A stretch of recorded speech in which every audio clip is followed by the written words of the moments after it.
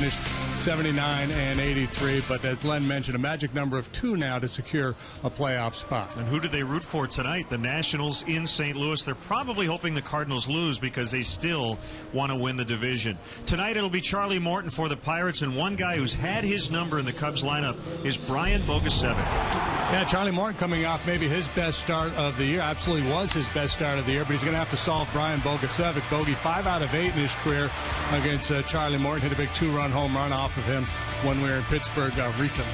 And Jeff Samardzija for the Cubs in his last outing surpassed 200 innings and 200 strikeouts for the season. This is it, the final home series of the year for the Cubs before they head to St. Louis for the weekend. We'll have the Cubs hosting the Bucs next.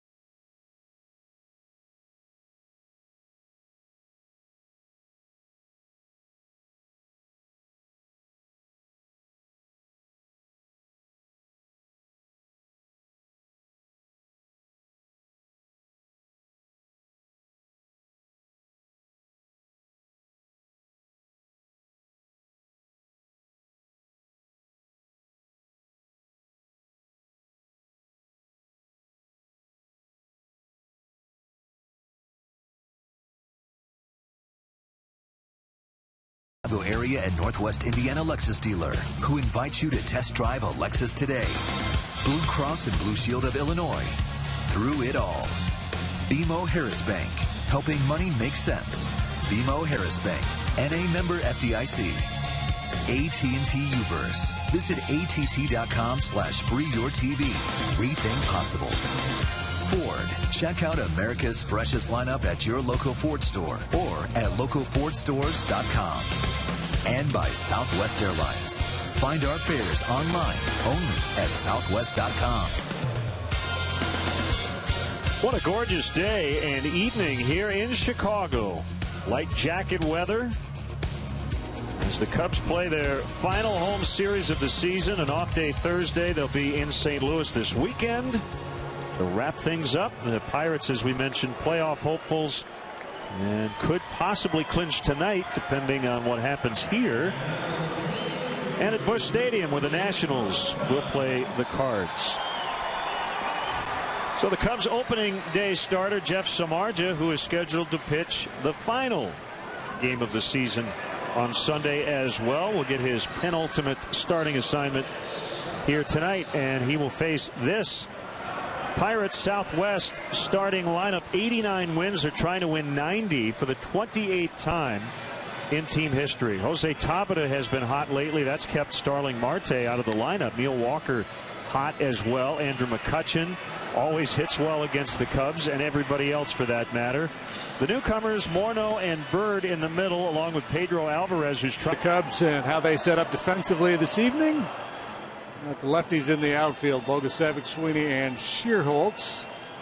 Infield of Valbuena, Castro, Barney, Rizzo. Deanna Navarro behind the dish for Alexis, pursuing perfection starting pitcher. It is Jeff Samardzija making his 32nd start, 8-12, 442. This will be his 5th start against the Pirates this year. He's 1-3 against them, despite a very good 3.33 earned run average. That's been the story of the year between these two clubs. A lot of close, low-run games. The Pirates 10-6 against the Cubs so far this year, but 11 of the 16 games decided by 2 or fewer runs. All right, partner, I've got a trivia question before we even start the game. Who was the first American umpire to work regular season games in Japan? Mike DeMuro. Ding, ding, ding. Good call. Yeah, that was back in 1997. Barry, Marquez, and Barrett. So he handled the bases. He worked there before he worked in the States. Was that the deal? That was his career Yeah, he path? became a member of the Major League staff in '99, but worked in the Central League 2 years prior. Like the son of Lou DeMuro, longtime American League umpire. So here's Tabata, the left fielder, to lead it off, and he takes ball one on a fastball outside, and we're underway. And they've got Starling Marte back. Remember when we were in Pittsburgh recently, he was able to run and play defense but not hit because of a bruised hand. As Tabata swings and misses. Well, Marte is ready to go, but Tabata has been so hot, Clint Hurdle can't take him out of the lineup. Good problem to have. Well, the old adage, you can't lose your spot due to an injury, is incorrect. You actually can. If the next guy comes in and is so hot and you're trying to lock down a playoff spot, he will steal your job. Just ask Wally Pipp. Right. Got a headache. Lou Gehrig took over and Wally Pipp was toast. Here's the 1-2 offering. Not hit hard. Castro's got to hurry, and he gets him. Nicely done. Decided not to barehand it, but made the quick exchange from glove to hand. The whole key there is just make sure you pursue that one doggedly. Come hard, in rhythm. Nice play. He had a similar play yesterday.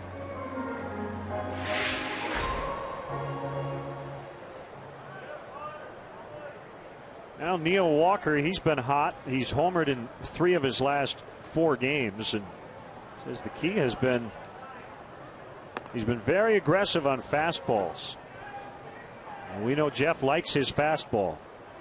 This should be an intriguing matchup. Samardzija, going back to last year, his first 4 career starts against the Pirates, he had a collective ERA of under 1. But over his last 2, it's almost 7. So the Pirates have figured something out against him. They've beaten him his last 3 times against them. Well, he's dominated them in their ballpark. Here at Wrigley, not so much. Maybe just a matter of them getting so many looks at him. That's deep to left and out. Wow. Walker with another one. So make it 4 out of 5 games. And the Pirates get the early lead. And Walker had been ice cold prior to this run that Len's talking about. Run ball has been an issue for Samardzija of late. And fastball gets a good part of the plate, and then it gets a fair bit of the barrel of Neil Walker. Well, we just told you he has been very comfortable lately against heaters, and that one he put into the bleachers.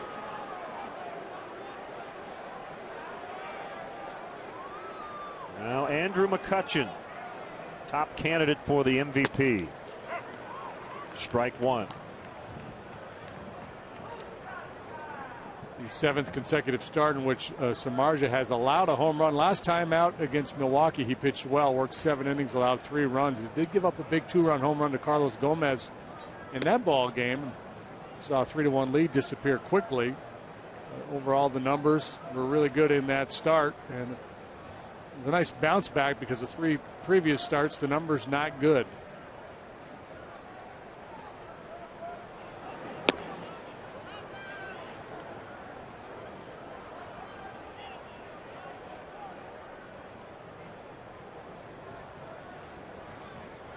Two and 1 the count.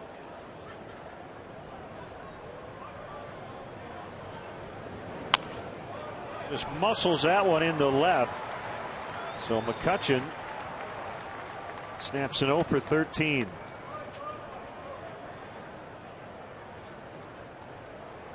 So explain to me, Mr. Analyst, why it is that good hitters do that? Make bad contact and find holes. Is there something to it? I don't know. Keeping your bat in the zone for a long time? He's got a pretty flat plane. He stays in the zone. I think that may be part of it. There's Morneau. Game-winning pinch hit RBI single in the bottom of the 8th against the Cubs back on the 15th. Where did he get under one? McCutchen tagging, but will have to hold. Let's go back to the McCutchen single. Yeah, McCutchen a line drive hitter, but he does have power and he has speed. He's the complete package. This ball is moving in on him a little bit, and the first thing you notice is the way he's able to pull the hands in. And even though he doesn't square that one up, he does get a little bit of barrel on it. Less gifted hitter, and it's probably in on his thumb, shatters his bat, and it's just a weak little infield pop-up.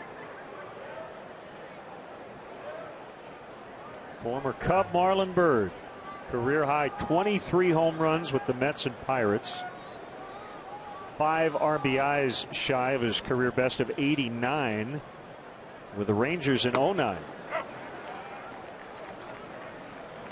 Certainly Morneau and Byrd have lengthened this Pirates lineup.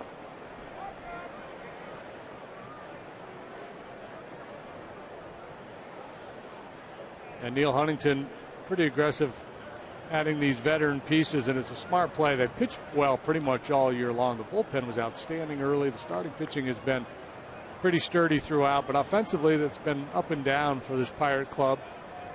Not a great offensive team, but in a position to win, you've got to try to get, even if it's just incrementally better. And I think they've done themselves a big favor by adding these bats. Marlon Byrd having a career year. Gets away from Navarro and allows McCutchen to get into scoring position. Normally, I think most general managers feel like trade deadline deals, in-season deals, you're better off adding an arm. The results probably a little bit more predictable, what you can get, bats you acquire for the long haul. But when you have a deficiency, you have to address it. And that's what Neil Huntington did. Byrd with a game-winning home run against the Cubs on September 14th. So right there, we mentioned 2 big hits, Morneau and Byrd beating the Cubs in Pittsburgh. Yeah, if these 2 guys are worth 1 or 2 wins combined, that could be the difference between a division title or a wild card spot, or possibly hosting or playing on the road in that wild card round. On the ground right to the perfectly positioned Darwin Barney. Neil Walker with an opposite field homer, and it's the Pirates 1 and the Cubs are coming up.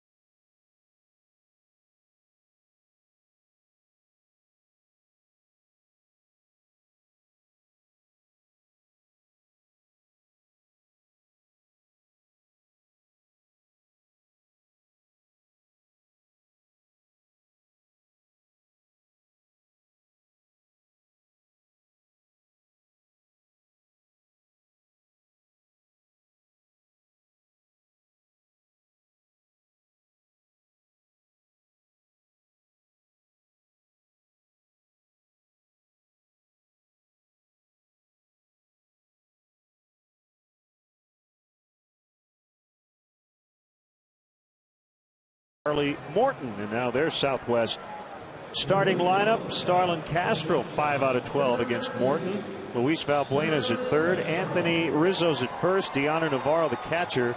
Nate Scherholtz is in right. Good success for him against Morton. Sweeney in center. We told you about Bogusevic's numbers against this right-hander. Darwin Barney hitting 8th, and Jeff Samardzija, the pitcher, batting 9th. Pirates in the field. Tabata, McCutcheon, Bird cover the outfield. Alvarez made a bunch of errors at third base. We've also seen him make spectacular plays down there at the hot corner. Jordy Mercer, the shortstop, made a big error the other night. Walker, the second sacker. Morneau, the first. Our Lexus pursuing perfection pitcher is Morton. He's 7-4 with a .335. Loves to sink that fastball. 90 to 93 with the heater. Good curve. Also a changeup. Coming off a dandy last time out. Season high 9 strikeouts for Morton. 8 innings, a 2-hit ball against the Padres. Generally, he's been really good this year. It's coming off the DL in mid-June. Ooh, Zuba's night. Zuba's night tonight. Yes. We didn't get ours. Yeah, where are they? You know what? We asked too much. We're going to end up wearing them. Alvarez gets Castro. Oh, my mood just lightened incredibly. Just that shot of those Zubas.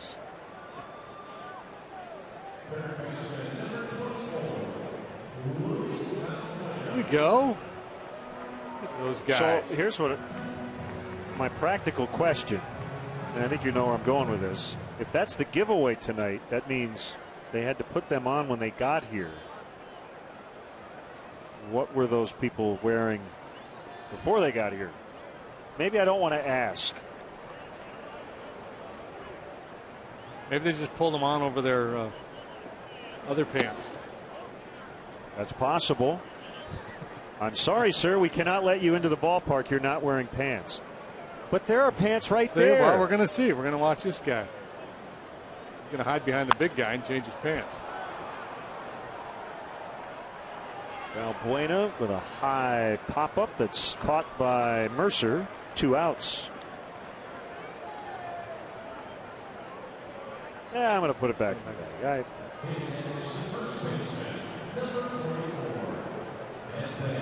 Len and JD are watching. I don't want to put them on right now. They're going to splash me all over television, changing my pants and bleachers. I'll become a YouTube sensation.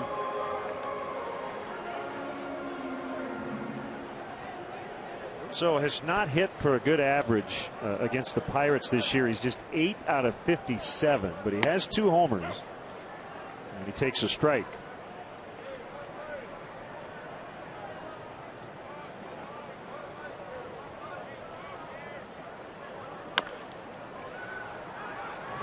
Walker will charge bare hand, and he got him. What a play. In the big inning, that's actually Alvarez. He had the shift on. What a play by Pedro Alvarez, the third baseman over on the other side of the bag. Cubs go down 1-2-3.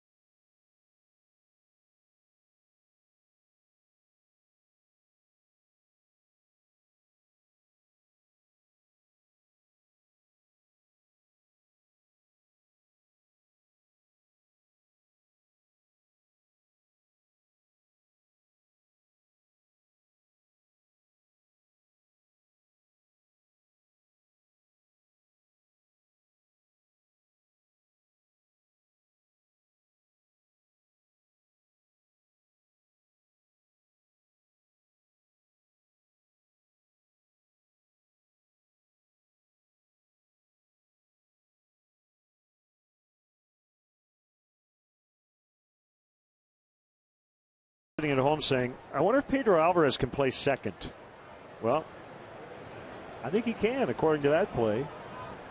Yeah, and it's a play a lot of times you see a third baseman make, like on a swinging bunt or a bunt, a slow roller down the third baseline. Difference being a little different angle with that throw, but it's played by Alvarez. They had the strong shift on. The Pirates, like the Cubs, do a lot of aggressive shifting on the infield.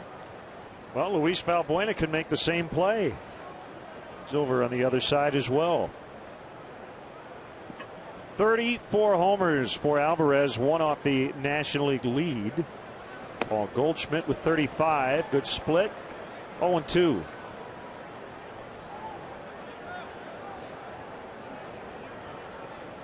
He did not homer the first couple of weeks.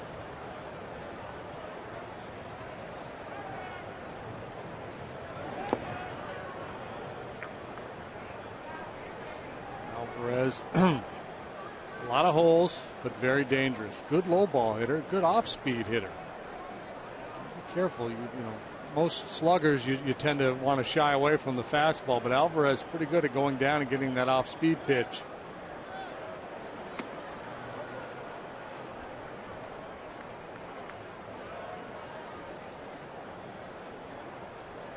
Alvarez, like most lefty sluggers, you can pitch him up and in, especially if you've got the velocity that Samardzija does.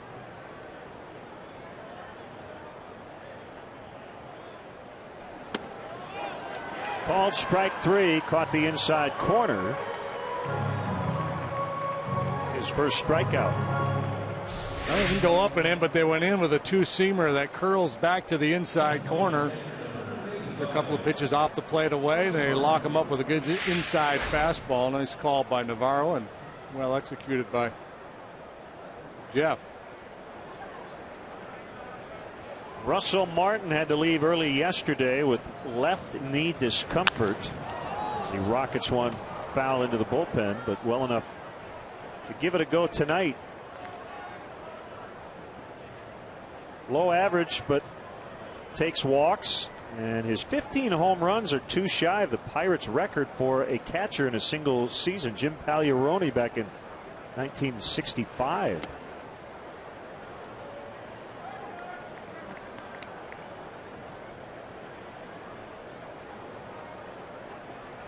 I suspect some Pirate fans made the trek over here. Maybe it wasn't part of their initial plan, but as the Pirates zero in on that playoff spot, folks want to be on board.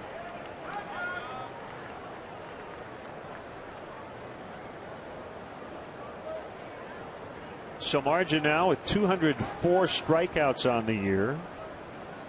Began the night at 201 2/3 innings.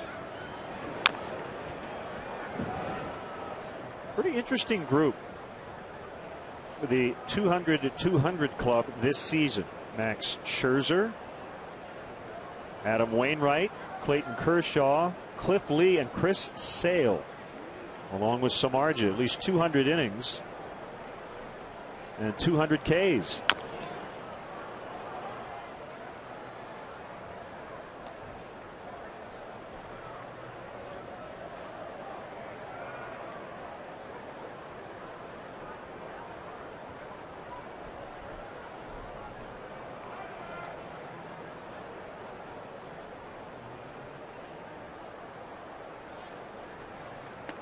Two and two on Martin.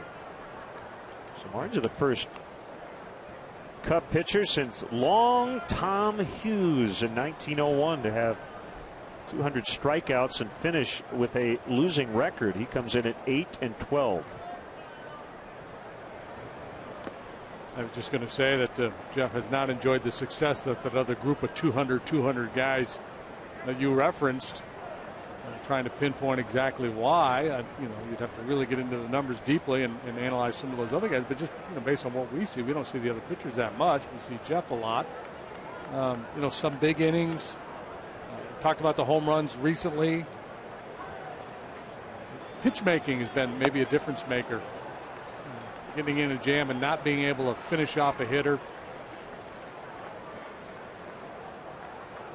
But the swing and miss stuff is what gives you hope that he's going to be able to turn into those guys. post the numbers that they've posted. Another guy about to join that group here is Darvish. He's got 198 innings pitched. He's punched out 260. Martin grinds it out and walks. Here's Jordy Mercer, and he gets a ball that clangs off the glove of Valbuena and kicks into left center. Martin on his way to third. Could have been an inning ending and should have been a double play, but instead first and third with only one out.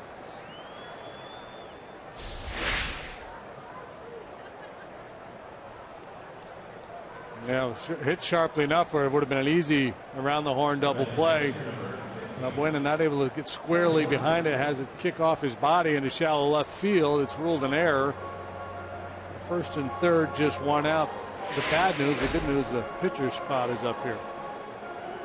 So Martin will probably be asked to put down a safety squeeze.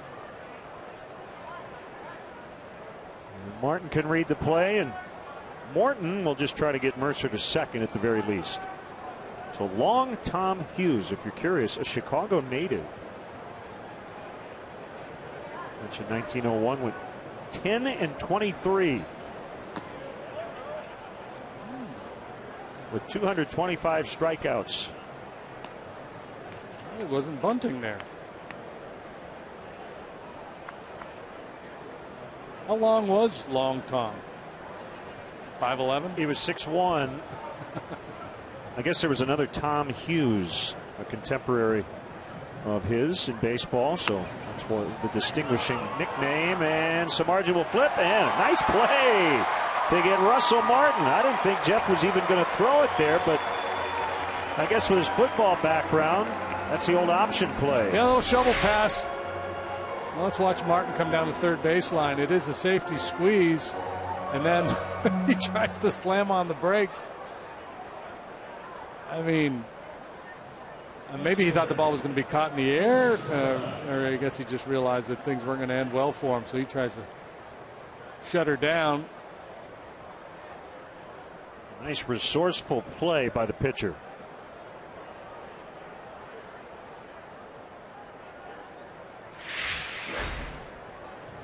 I guess he didn't want to burn one of his timeouts there.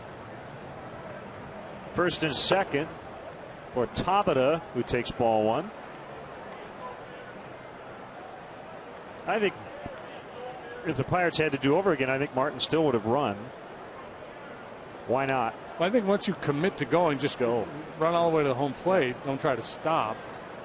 You don't lose a whole lot. They've, Mercer moves up, so he's in scoring position.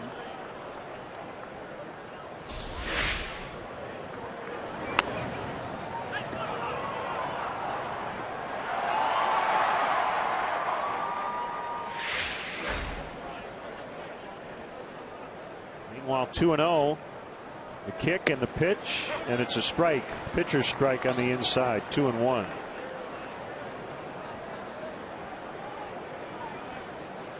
Yeah, the Cubs were known as the Orphans back when Long Tom Hughes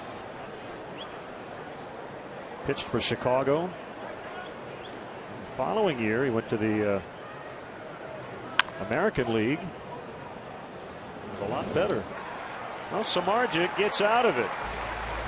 Works around the error by Valbuena. It's 1-0 Pirates in the second.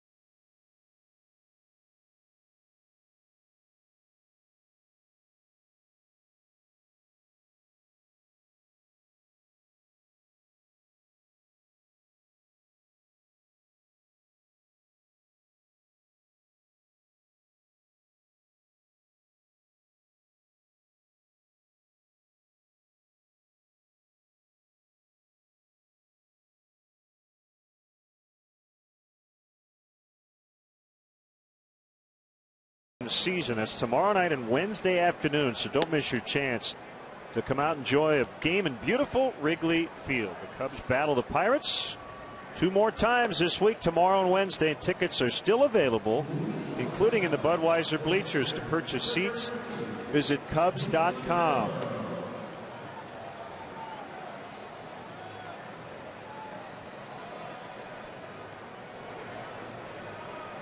It's a little wistful this time of year. Hard to believe that summer is nearing an end. I guess it has come to an official end, but it's always summer while baseball is being played. Talking earlier about the Pirates, kind of in a similar situation to the Braves over the weekend. You're kind of scoreboard watching while trying to take care of your own business.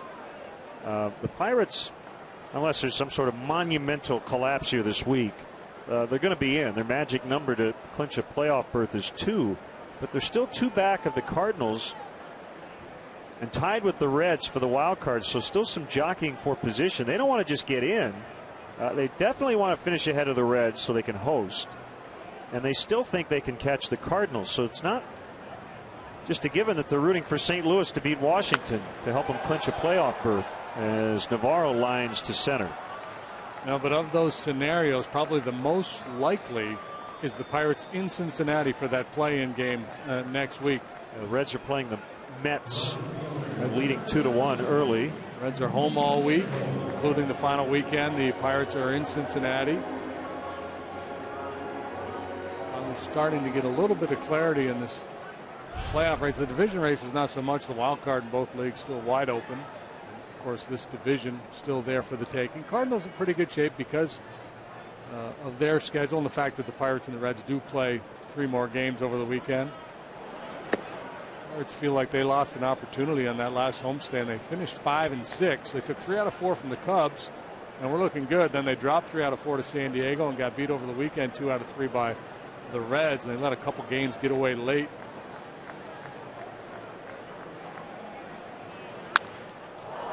Sherholtz breaks his bat. Backhanded play by Mercer, nicely done. He had the range quite a bit to his right. Talk about Morton's outing last time when he struck out 9. He also got 11 ground ball outs, so there was not a lot of action for the outfielders when he's on his game. That is typically what happens. A lot of ground ball outs, but he's not just your finesse little floated up there ground ball guy. He can overpower. He's got a good heater and a swing and miss curveball. Hey, looking forward to the 3rd inning. We're going to chat with Randy Wayhofer, the voice of the Iowa Cubs, a Cubs AAA affiliate, and Robbie Aaron, the voice of the Daytona Cubs, the Florida State League champs. One guy we can ask Randy about is Ryan Sweeney, an Iowa native. Chance to play in his home state before getting brought up to the big leagues. They're starting to assemble. Yes. Yeah, for a veteran guy, if you're going to be in AAA, it's nice to be close to home. No doubt.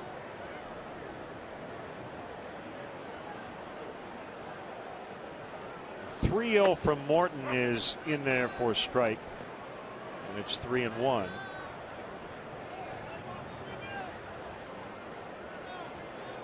Ryan Bogusevic on deck. Cubs looking for their first base runner.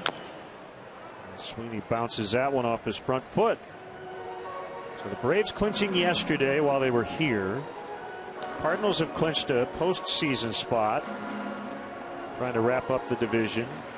The A's clinched the American League West yesterday. 4th lowest payroll in Major League Baseball going into the season. Boy, the Pirates thought that was ball 4. They were heading off the field, or strike 3 rather, and it was ball 4.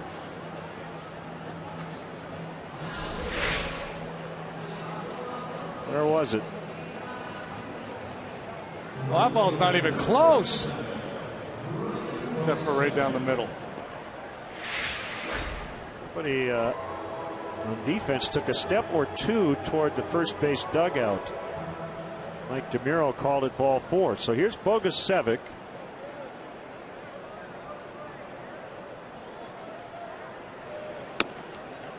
Call called strike. Talked to Brian today. You know, yesterday I mentioned all the success he's had at every stop. Did you make any adjustments this year? He said, well, yes, I made some mechanical adjustments. He said, I think the biggest thing is mentally I just feel more relaxed. And he does feel now that starting the year at AAA was beneficial for him. That is going to land fair.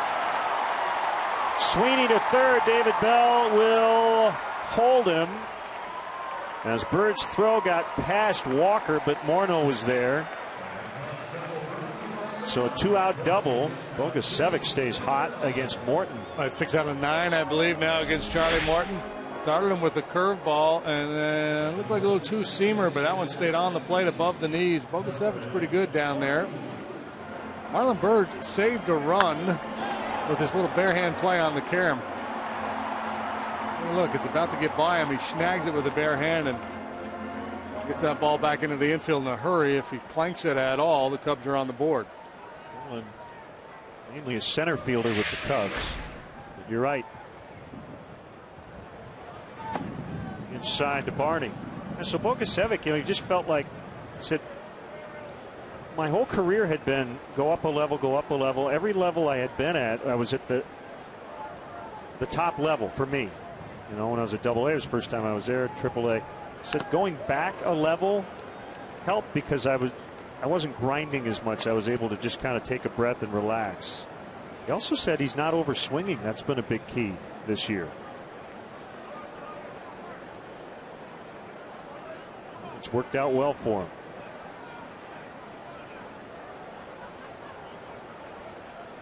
Oh, what a great opportunity to come back home. You know, Chicago kid getting this opportunity.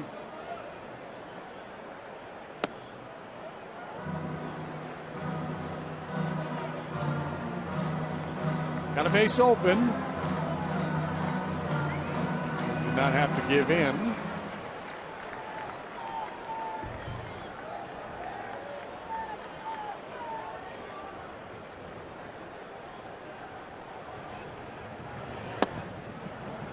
Here that he's going to, trying to pick away at that outside corner down around the knees.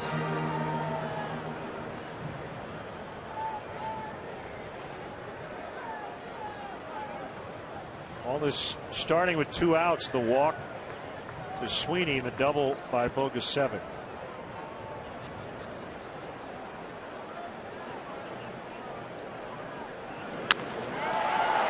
Left field, Tabata will make the grab, so Barney hits it right on the screws, but 4 and out after 2, 1-zip Pirates.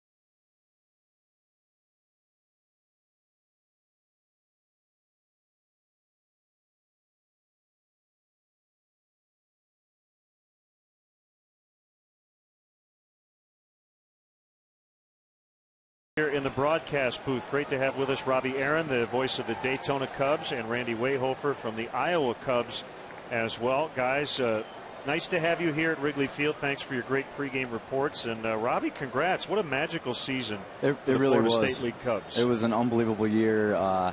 Just starting in the middle of the season where the chemistry in the clubhouse really started to gel. And Dave Keller, who was a former big league coach here in Chicago, got things going from the very beginning of the year. And everything kind of fell into place. It was really special. There's Neil Walker. He homered his first time. Randy, we've got a few I-Cubs in the lineup tonight. Several. I felt like it was a full meet and greet in the clubhouse before the game today. It was great. And we mentioned Ryan Sweeney, Brad Nelson, right? Another Iowa guy. So kind of an interesting year in that regard. It's pretty rare to have a lot of guys from Iowa, let alone playing for the Iowa Cubs at the AAA level. But both terrific individuals. They were great ambassadors in the community, in addition to very good players for the team. Sweeney tore it up, and then Brad was our most productive hitter from the start to the end of the season. 1-2 the count on Walker. I love the difference in levels between AAA and you have those kind of veteran come and go guys, also prospects who have come up, and some people that we may have seen in Daytona who a lot of people here, especially at the ballpark, have never seen or heard of in their lives. Walker will ground out. Well, so you saw 3 no-hitters. One was a double-A. You were a spectator. You called 2 of them, right? Yes. And then the Baez 4-homer game. And the D-Cubs gave up how many runs in the postseason? They gave up 2. The only runs that they gave up were in the game that they were walked off on against Charlotte in 3rd game of the championship series. But the starting pitchers did not allow a single run in 33 innings of work. It's unbelievable. Andrew McCutcheon must have gotten a little monotonous. I think we'll take it. It's better than the opposite, right? It's unbelievable. And that's 4 different starting pitchers. They started the entire postseason not allowing a run in 43 innings, an earned run. They allowed 1 unearned run in game 1 against Dunedin in the first round.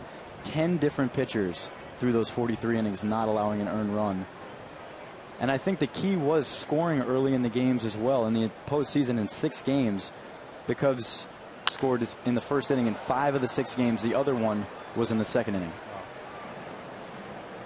Be handled by Schierholtz.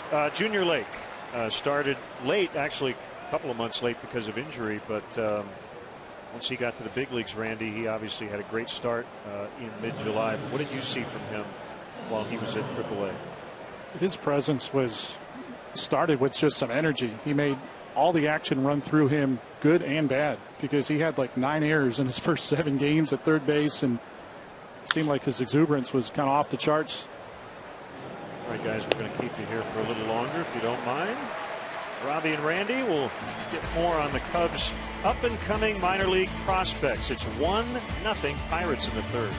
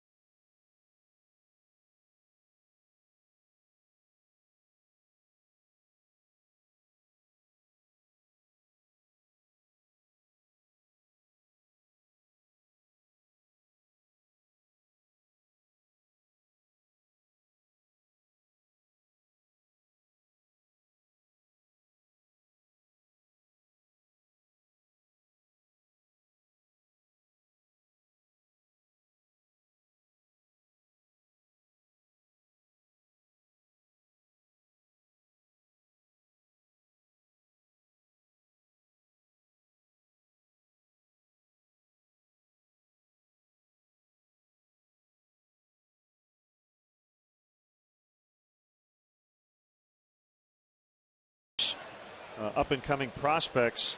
Robbie, I guess the bad news for Daytona, you lose Javier Baez as he goes up to Double-A.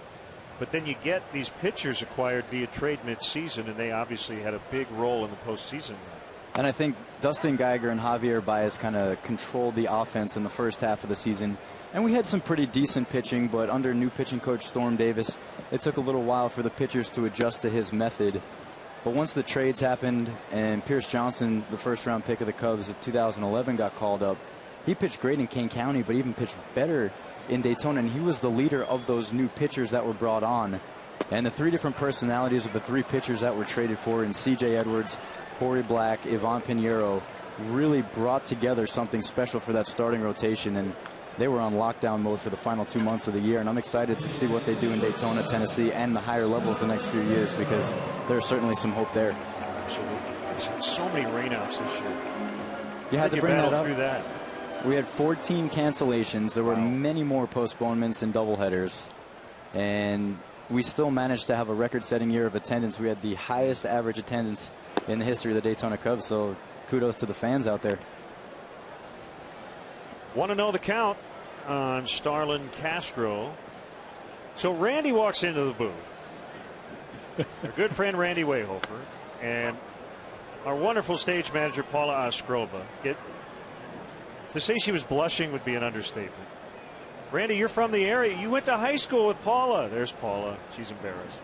I don't know why she's embarrassed. It's been a long time since I walked into a room and anyone other than my wife blushed. Castro grounds out. He's probably got some dirt on her. You've got to have something on Paula, Randy. We share many mutual friends, mutual good friends. I won't say that we hung out regularly in high school, but we did spend a New Year's Eve among a group of friends in Champaign with some friends that were going to the University of Illinois. And that's where the story ends. See, Randy thought we were bringing him on to talk about the Iowa Cubs, but little did he know. Yes, this is your life, Paul. Talk about his high school days. Where do you see who they bring in the fourth inning? One strike on Luis Valbuena. Working quickly here. There's a chopper. Man, Walker will handle it.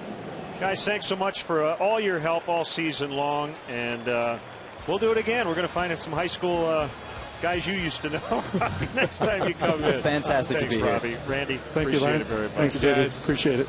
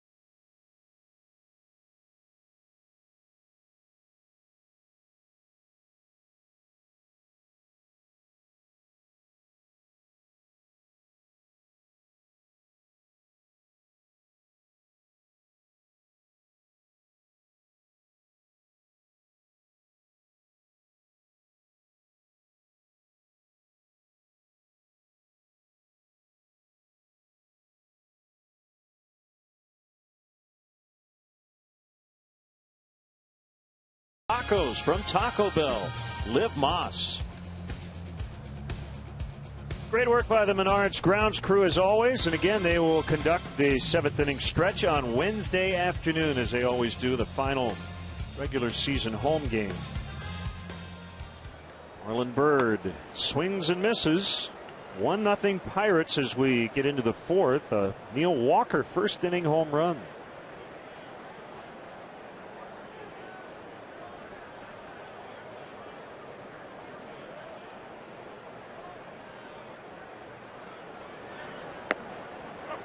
There's the pitch right there. Man, that spot down and away to the right-handed hitters with his fastball. A whole lot they're going to do with it.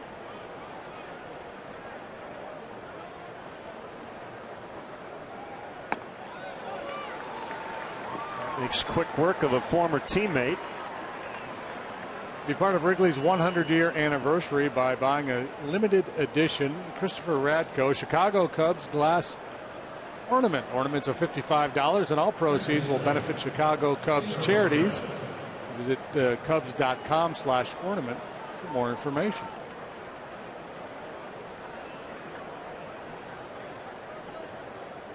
Alvarez took a called third. His first time up.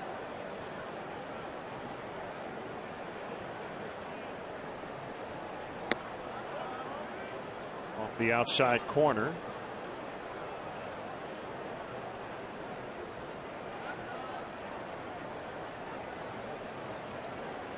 Mike Shannon is back in the Cardinal radio booth tonight.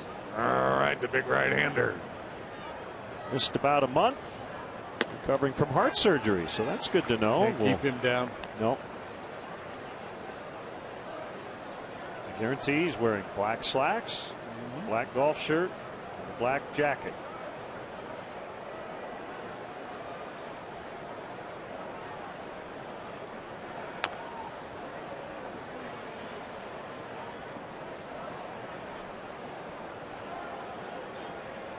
Yeah, that's Mike's program even when it's 104 degrees in St. Louis.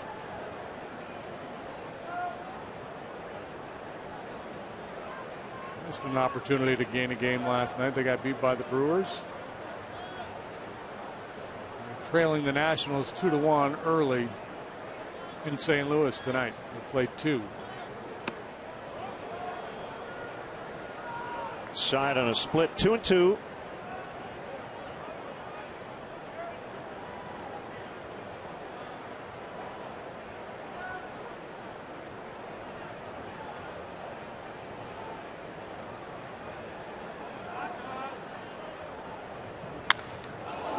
Hit very hard back through the box and into center.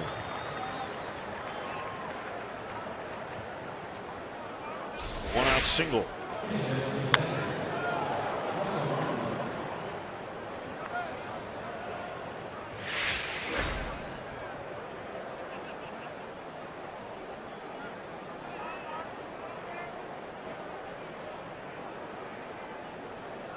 Martin walked his first time up in the second. Barney cheating up the middle. They're leaving him a big hole on the right side of the infield.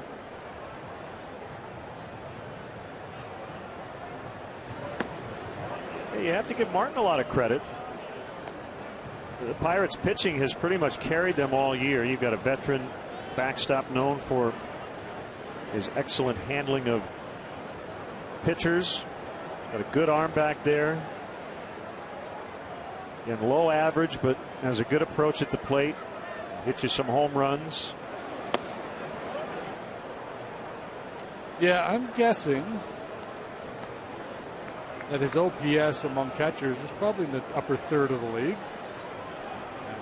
He's a significant upgrade defensively from what they had last year. People ran like crazy on the Pirates. Just a really dependable guy back there. Sometimes hard to quantify how important that is. He chops to third, and Valbuena did not have a play on Alvarez, so he throws to first, 2 down.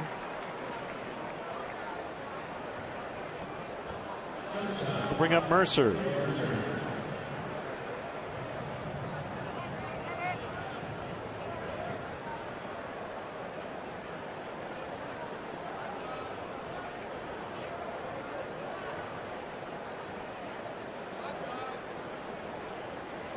Well, he's kind of middle of the pack OPS in the National League for catchers. He's one of only 4 who have enough plate appearances to qualify. But when you change the filter a little bit, you go to 300 plate appearances or more.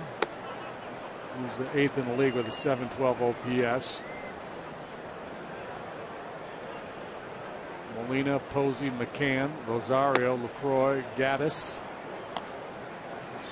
Part-time catcher. Wellington Castillo, and then Russell Martin.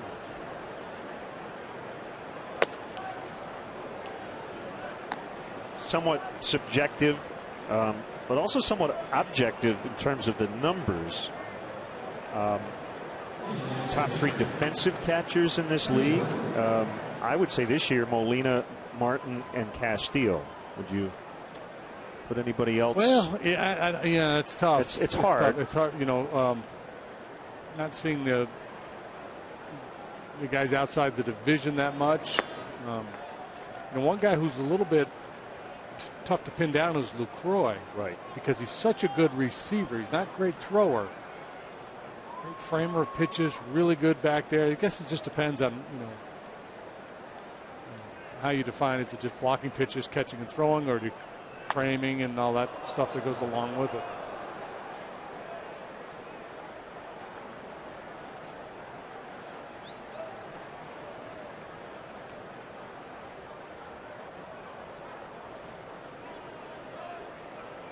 Oh, 2 on Morton. Samardzija walked Mercer to get to the pitcher. And makes quick work of him. Got him with a slider to end the inning. They leave a couple. They've actually stranded 5 through 4 innings, but the Pirates do have a 1-0 lead.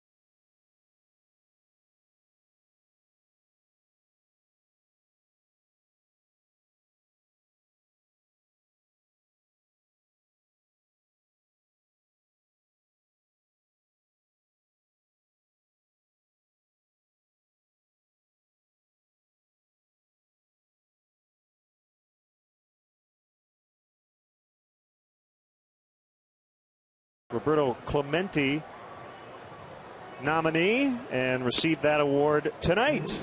That's probably considered the most prestigious community service award. There are several others, including the Branch Rickey Award, and there will be one major league winner of the 30 nominees. Last year it was Clayton Kershaw. It's a lot of great work for cancer research, spends a lot of time with kids battling a disease that he fought through several years ago.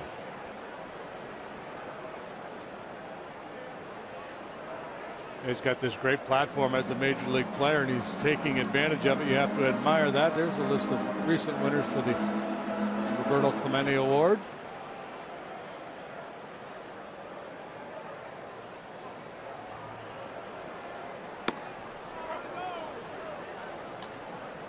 Strike on Rizzo. We start the Cubs 4th. One hit for the home team. That was a Bogusevic double in the 2nd. And he bunts. And the ball came back up and hit his bat, I think, and called foul immediately. by the home plate umpire. And the question is now, was he still in the batter's box? I assume he was. Trying to obviously push it down towards third base. Yeah, came up and got the batter of the hand there, and he had not left the box yet. Clint Hurdle's going to come out and claim otherwise, or just get some verification as to exactly what happened there. Rizzo with new life, and clearly understandable. Here he is leading off an inning. He's got third baseline wide open for him to push a bunt for a base hit. And this is always the fear. This is the reason why guys don't do it. But they're not going to get a good bunt down and become an easy out. But I have no problem with the play, leading off an inning. Robbie Cano had a bunt double recently, pushing one down the third baseline. If there's one small little ticky-tack criticism, it's that all he had to do is get it down. He was almost doing like the leadoff hitter drag bunt kind of thing, and all he's got to do is just bunt it toward third, and he's in.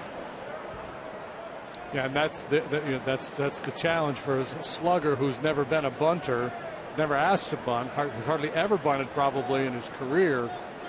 So, Dale talks a lot about the heart rate. So when you do something that's kind of outside of your game, that heart rate starts to pound a little bit.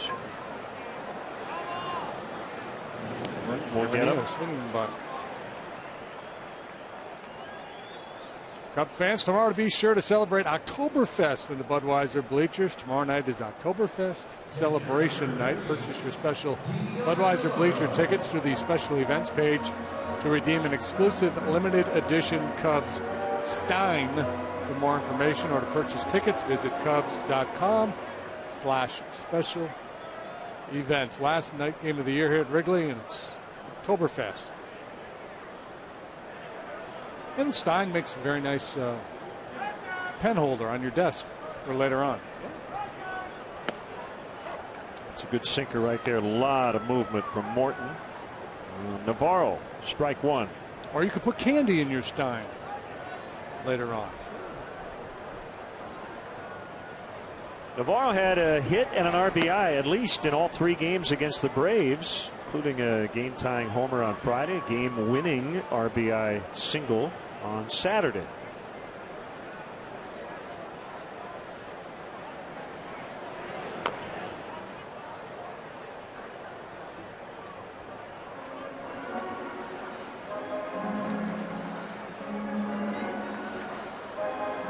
Morton working quickly. Obviously, coming off that good start against the Padres, feeling pretty good about things. 8 innings through less than 100 pitches of 2-hit baseball. Curveballs here to Navarro.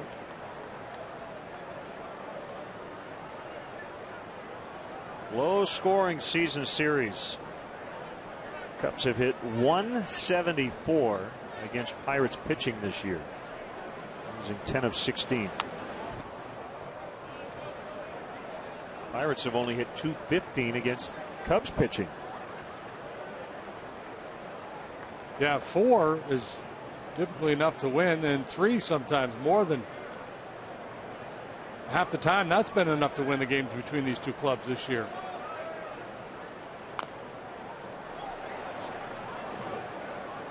Tone was set in that very first series of the year.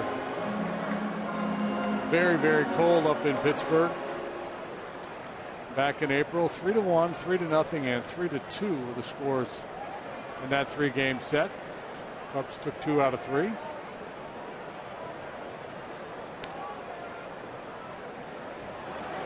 Look out. Quick feet.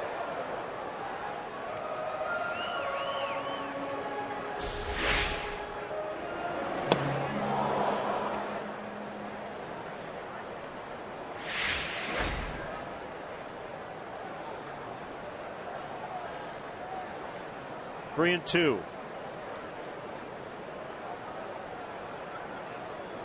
Get the impression that Morton doesn't want to throw him a fastball over the plate. A lot of breaking pitches and the fastball way off the plate. Ground ball right to Mercer. Push comes the shove. A 93-mile-an-hour sinker usually gets the job done. Navarro took a piece of him with him, made him throw a lot of pitches. Just another ground ball out for Morton.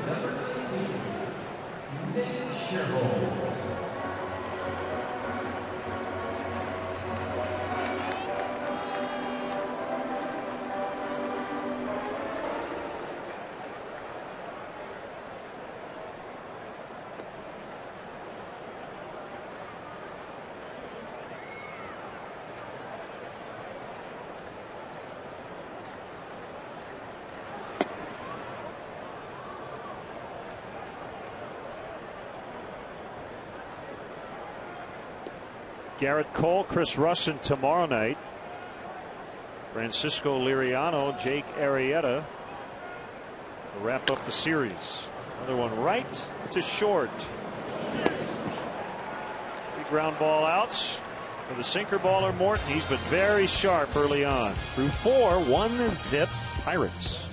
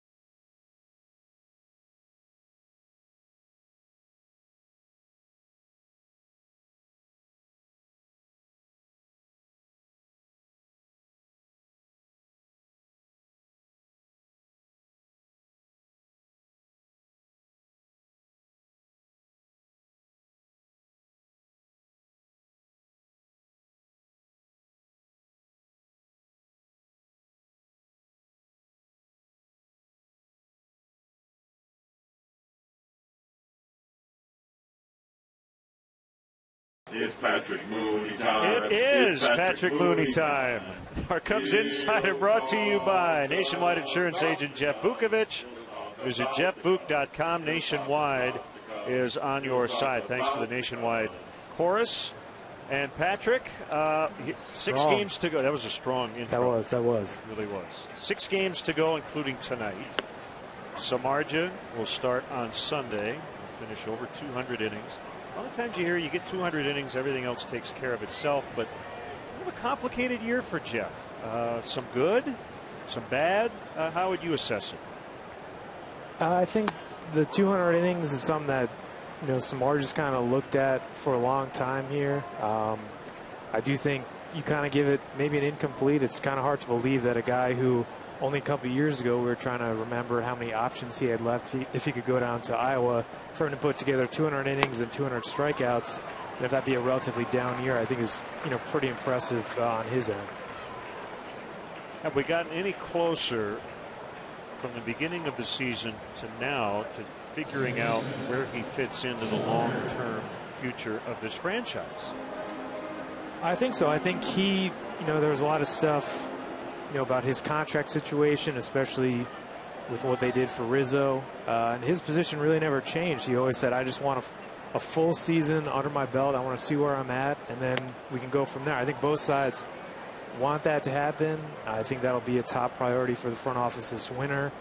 I do think, his competitiveness that you see out there is going to kind of spill over into the winter. But I do think something will get done eventually.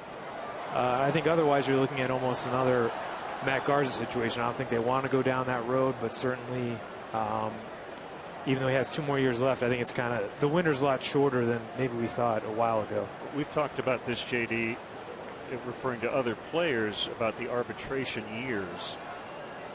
Jeff could probably make more money the next 2 years going year to year, but then you give up a little bit of that security with the longer term contract. And he's been able to bank some money because of the original deal he signed. But I guess that's only a question he can answer. It's all about risk and reward, isn't it? I mean, and you know, the interesting part of all this, we've talked about it all year long, he has clearly top of the rotation stuff.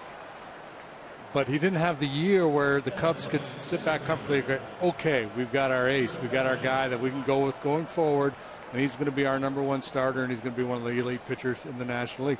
They don't know one way or the other whether he's going to be that guy or not. So how do you set the market? What's the value in that?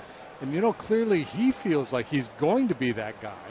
And I just don't – and do the Cubs feel like he's going to be that guy after what has transpired this year? All very – valid questions. So it's hard. I think it's risk reward on both their parts, because if you're Jeff, you don't want to sign a deal that undervalues you because you had kind of an off year this year, and then you turn out to be, this elite guy. 1 ball, 1 strike. I do think it's important when you look at what the Cubs are trying to do down the road, and if these young pitchers they got in trades they keep talking about, they're going to need someone up here who kind of knows how it's done, who knows this market, some of its quirks, kind of how to deal with the fans, the media, how to kind of get ready for day games, all that stuff, how to work out in the offseason, basically something that Ryan Dempster kind of taught him. And I do think there is a lot of value in Samardzija when you look at kind of the intangibles, and I think the Cubs front office certainly recognizes that, and he wants to stay here, so I think that's kind of going to be the driving force. It's an interesting point. So in other words, let's say going into 2015, if somehow the Samardzija thing doesn't happen and he gets traded or wants to leave via free agency after that season, the Cubs will probably try to sign a Jeff Samardzija, a 31-year-old guy who will give you 200 innings and have top of the rotation stuff. Right. And so, and I guess if you're negotiating this winter, trying to do a 3-4 year deal, who are the comparables, right? I mean, who do you compare Jeff to at this stage of his career? Because he's relatively young in terms of innings pitched as a starting pitcher in the big leagues, but he's not a 24-year-old kid.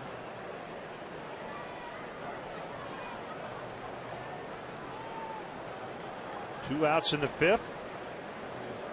Pirates leading 1-0, and now Hutchin will step out for a second before 3-2. Morneau on deck.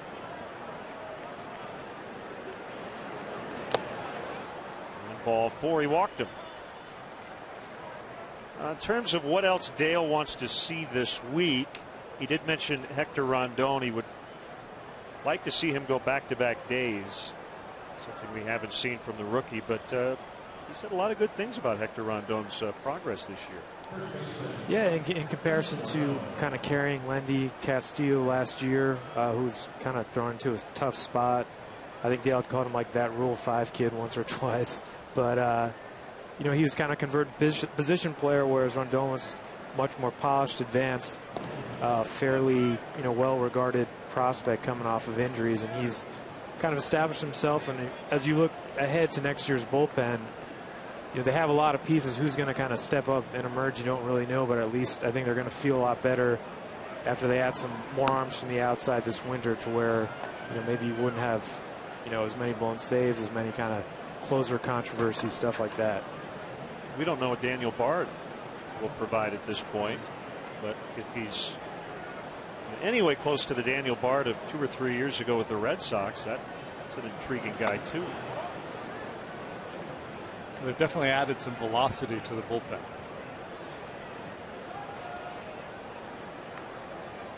And pretty much every good bullpen we see in the contending teams, that's what they had. Reds, Pirates. We just saw the Braves with Kimbrel and company. That kicks away and allows McCutchen to get to second. And JD, I would even say it's not just the closers and setup guys for a lot of these contending teams. It's the guy coming in the 6th or 7th inning. Yeah, throwing 95. Yeah, I think what a lot of clubs have is they have young guys with big arms that they don't feel like they're ready yet to pitch in the 8th and 9th inning, so they use them in the the 6th and 7th innings, and then they kind of morph them into those late inning guys. That's kind of what the Cardinals have done with Rosenthal and Sechrist. There's the 2-1 way outside.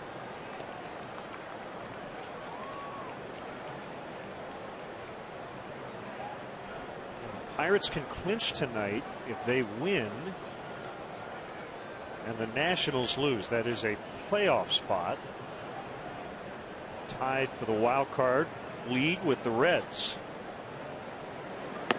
Inside, back-to-back walks here in the 5th inning. And there may be some clubs that wouldn't celebrate clinching a wild card. They would wait and see if they could clinch the division. But if you're the Pittsburgh Pirates and you haven't been in the postseason since '92, they'll be spraying champagne in that visitors clubhouse again. It'll be 2 days in a row potentially. I walked into the Braves clubhouse yesterday after I got the clearance that there were no more spraying, and I was in there for maybe 2 minutes, and all my clothes were just covered in cigar smoke. They had just beer cans everywhere, empty champagne bottles, and they win division titles all the time. They still got after that one. You never covered Jack McKeon for a full season. That was me every day. Cigar smoke. Harlan Bird grounds to short. Patrick Mooney, our Cubs insider. As always, we appreciate the time. 1-0 Pirates.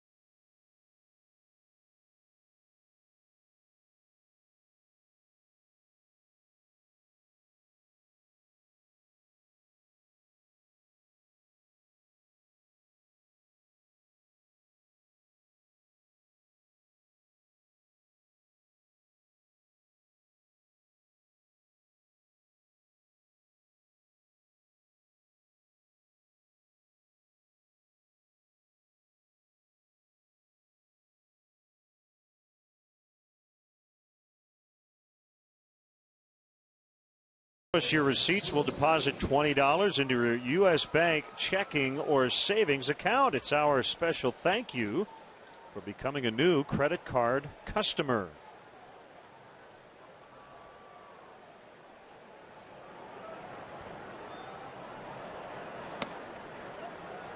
Underway in the Cubs' 5th, 1-0 to Ryan Sweeney. You heard Cap mention Wellington Castillo with the arthroscopic right knee surgery. He should be good to go come spring training.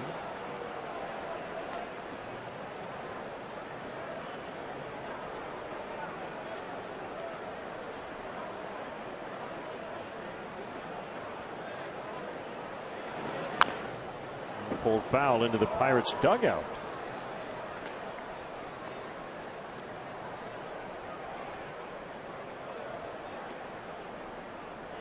I've mentioned this before, but it bears repeating just about any time we see Charlie Morton.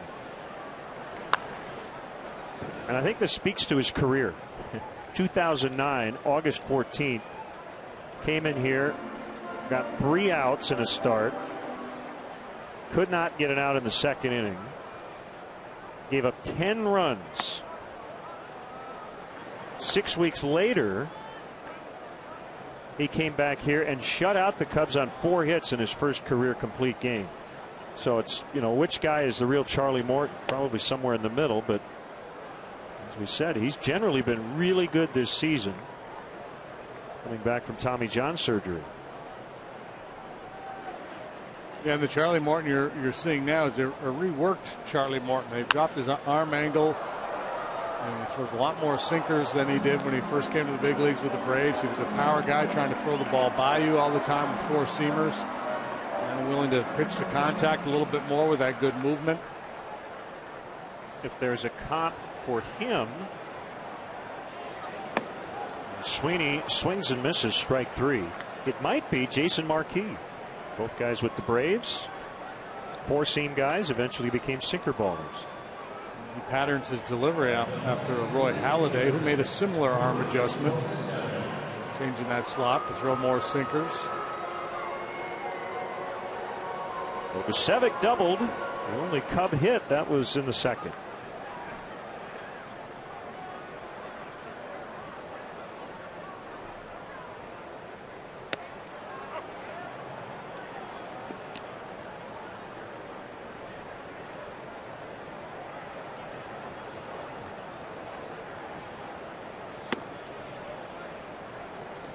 Too many years ago for me to remember if Morton worked this quickly when he was a 4-seam guy. But I mean,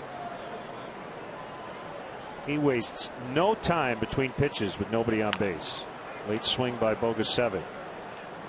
That may be a page out of a Halladay's book too.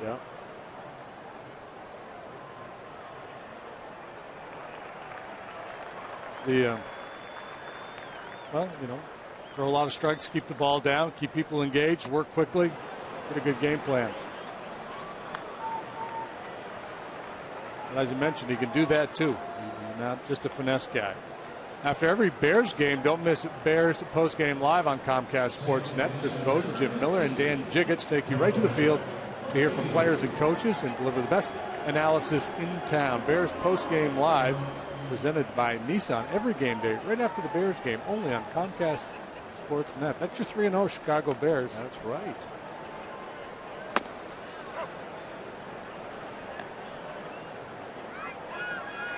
It was a blowout, then it was close, and then it was comfortable at the end last night.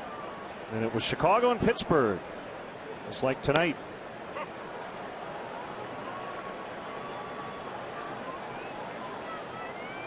He's kind of, I'd say outvoted, but Emmy night, Bears night, so kind of flipping back and forth. Yeah, we had that program going in our place too.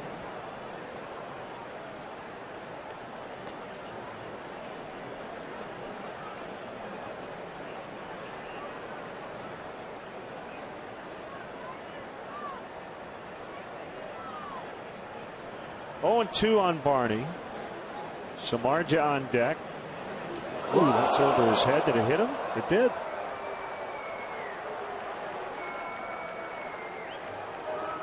Tried to snap off a curveball and it just never got through the pitch.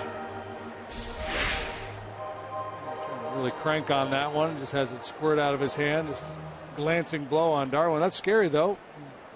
Coming towards your coconut. You're not sure what it is. You just know it's a baseball. Probably going to hurt. But got away with it.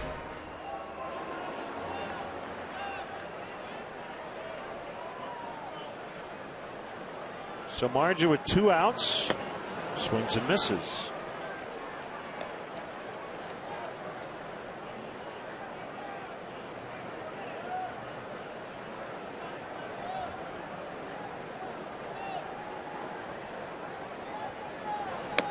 Group here from Milwaukee.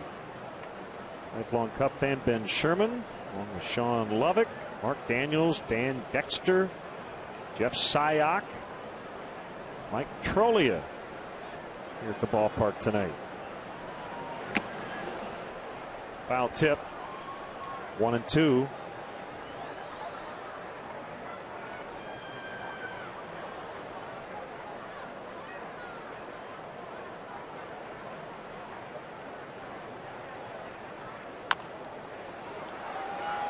It's dribbled up along the line. A foul.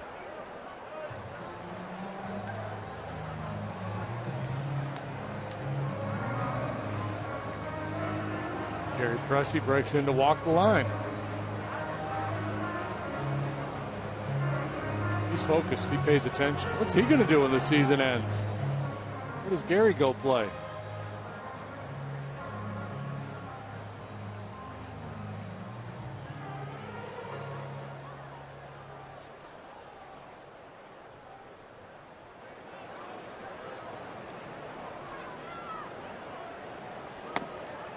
Called strike 3. All 3 outs were punch outs. 4 on the night for Morton. Having a big time when his team needs it here in the final week. 1-0 Pittsburgh.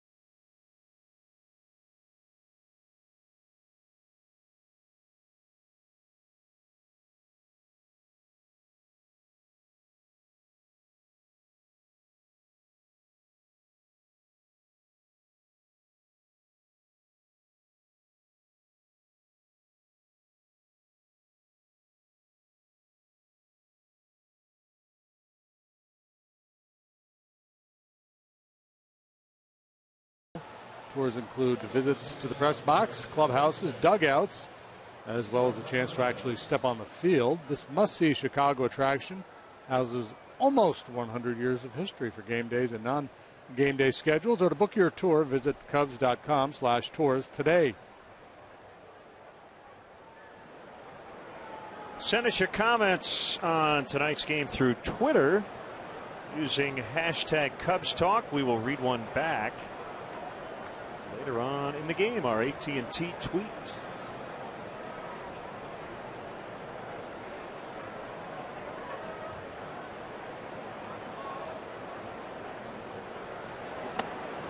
Pedro Alvarez airing it out. Strike 1.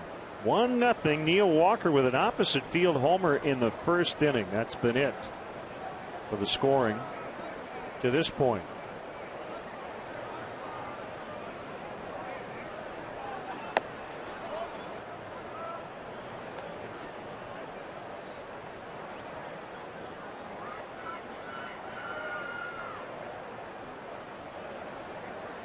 Not been a lot of hard contact off of Jeff Samardzija tonight. The home run for sure. Alvarez picked a line drive single up the middle last time.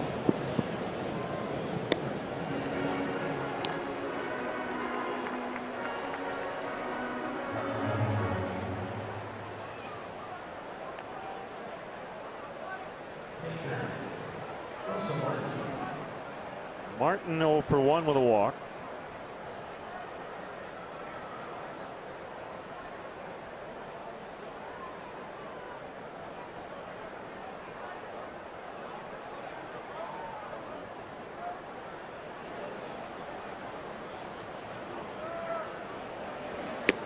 So I mentioned yesterday that the Indians had swept the Astros, and it was the 6th 4-game sweep they had engineered this season, and they have another one.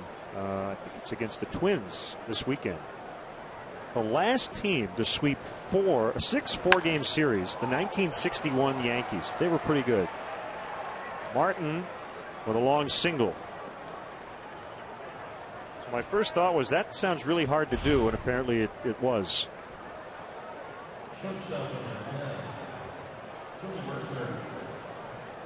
So they had the quote soft schedule, and they had taken advantage. Taken full advantage.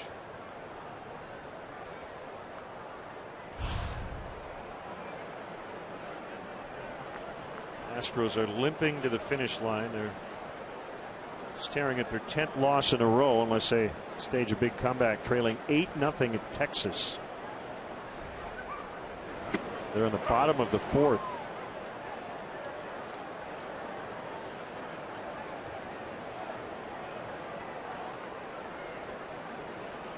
Yeah, make it 9.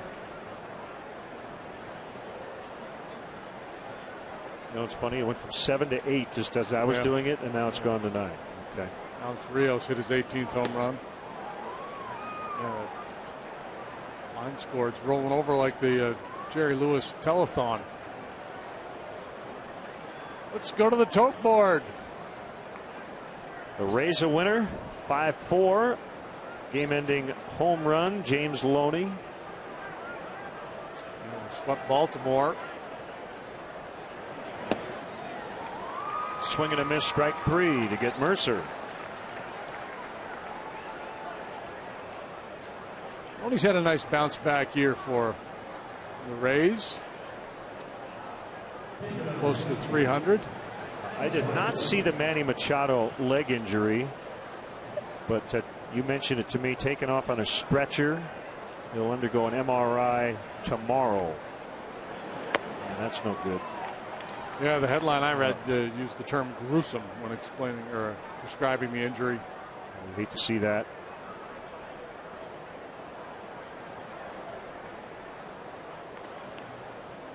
We will see the Orioles next year here at Wrigley Field. Young Manny Machado.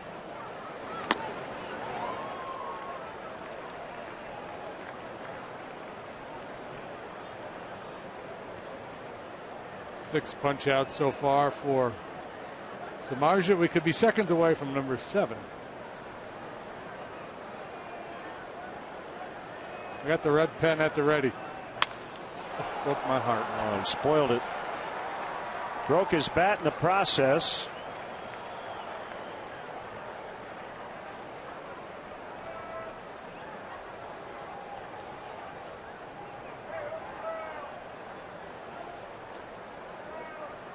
Pirates bullpen has been rock steady all year long, but a little wobbly of late. Jason Grilli came back recently off the disabled list, and Clint Hurdle little by little moving into more high leverage situations, and now apparently Grilli is going to be the closer. Mark Melanson's had some rough outings lately, more bad luck than anything, but it looks like Grilli's now going to be the closer again for the Pirates. Jumped back into that role on Saturday. Have a nice kind of 1 and 1A situation now with Grilli and Melanson. Our AT&T Uverse multi-view 2-out rally. Morton keeping the inning alive for Tabata, 0-1. So I make that point at this stage of the ball game. Pirate pen all year long has been tough to come back on. So this is a pretty big at bat here for Tabata. We saw it a couple of weekends ago in Pittsburgh. Clint Hurdle with that huge bullpen here in September. He's going to use it. He'll match up a lot late to get to those two guys. Well, actually earlier than normal to get to the late guys. Swing and a miss to end the inning. So there's your strikeout. Came a batter later. They leave 2. It's 1-0 Pittsburgh.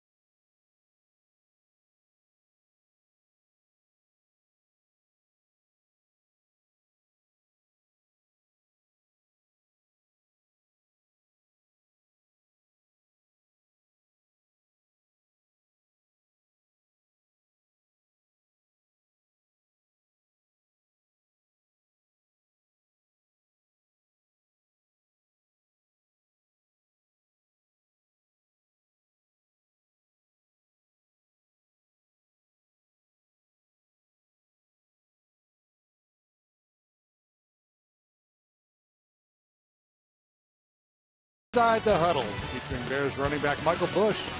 Watch as Bush joins the studio crew to break down the Bears win over the Steelers from a player's perspective. Only on Sportsnet Central. Inside the Huddle tonight at 10:30 on Comcast Sportsnet. Yeah, you can pull out the winter cap if you'd like. My partner did before the ball game. Yeah, it's actually calmed down a little bit. I thought I was going to need it, but I haven't.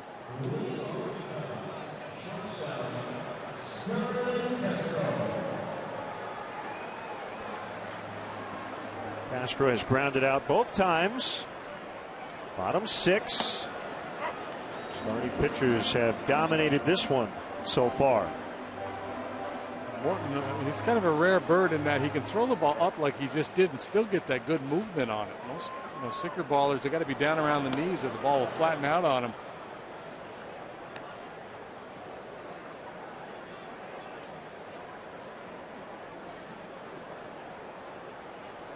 The Bogusevic double, the only hit he has allowed. The wind in the 0-2 is way wide. Pirates have gotten their pitchers to buy into this philosophy of throwing more two-seam fastballs, trying to get more ground balls, and they're doing a lot of shifting on the infield.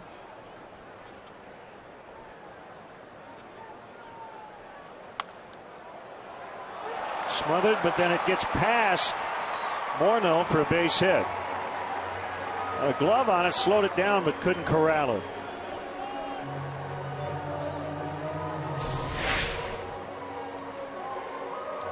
Shooting for that outside corner. It's up a little bit, and Castro lays pretty good wood on it. And Morneau can't corral it. The Cubs have a leadoff man on base for the first time all night. Speaking of Roy Halladay, he only faced 3 hitters tonight. Phillies and the Marlins. Before he was removed due to right arm fatigue, according to the Phillies. Didn't look good when we saw him.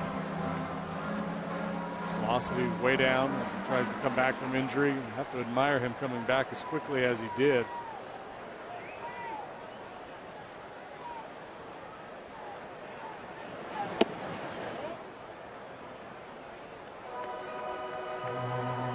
Phillies were in the news yesterday as they removed the interim tag off Hall of Famer Ryne Sandberg. So he'll return next year on a 3-year contract. Only Hall of Fame player currently managing. First since Frank Robinson at the Nationals. So this would be a good time to put a little hit and run play on. 1 ball, no strike count. Been getting 1 ground ball after another.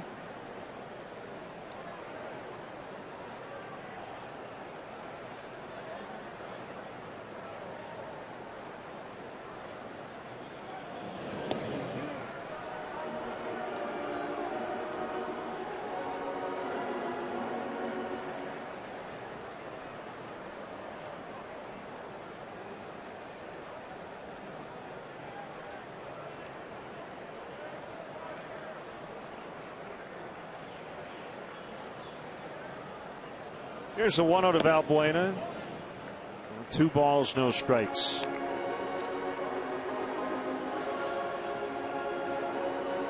Nice job by Valbuena. Morton trying to get him to offer at those sinkers, trying to get him to beat the ball into the ground to get his double play, and Valbuena will have none of it. That's the other benefit of being a, quote, patient hitter. It's one thing to take pitches just for patience sake, but not giving in on a pitcher's best pitch. 3-0. Just thinking, if you're sitting at home saying, it seems like he gets into a lot of 2-0, 3-0 counts, and you're right. To say Valbuena and Rizzo fit that mold of guys who will grind out an at bat. David DeJesus before he got dealt to the Rays. And, it's interesting because it's a 3-ball, 1-strike count now, and Charlie Morton has thrown every pitch in this sequence pretty much exactly where he wanted to. Trying to get Valbuena to hit that sinker down around the knees. He didn't bite. 2-0 pitch probably was a strike. And then on 3-0, he was willing to elevate. Fair ball. They'll have to tag him, and they do. Valbuena thought it was foul. He's not going to win the argument. Scott Barry made the call. So that goes 3-6 on the double play. Ooh, my. Big foul on that angle, of course. It's coming from the third base camera. Barry's right down the line. Yeah, the benefit of the doubt goes to the guy standing a few feet away from it.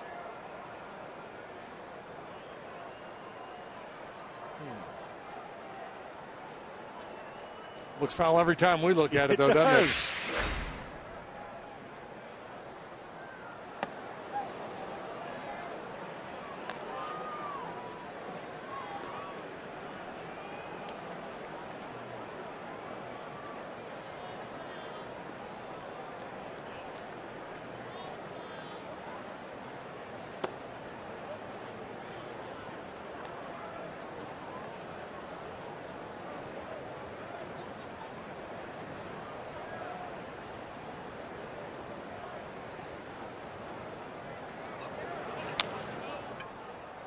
Morneau again, assisted to end the inning.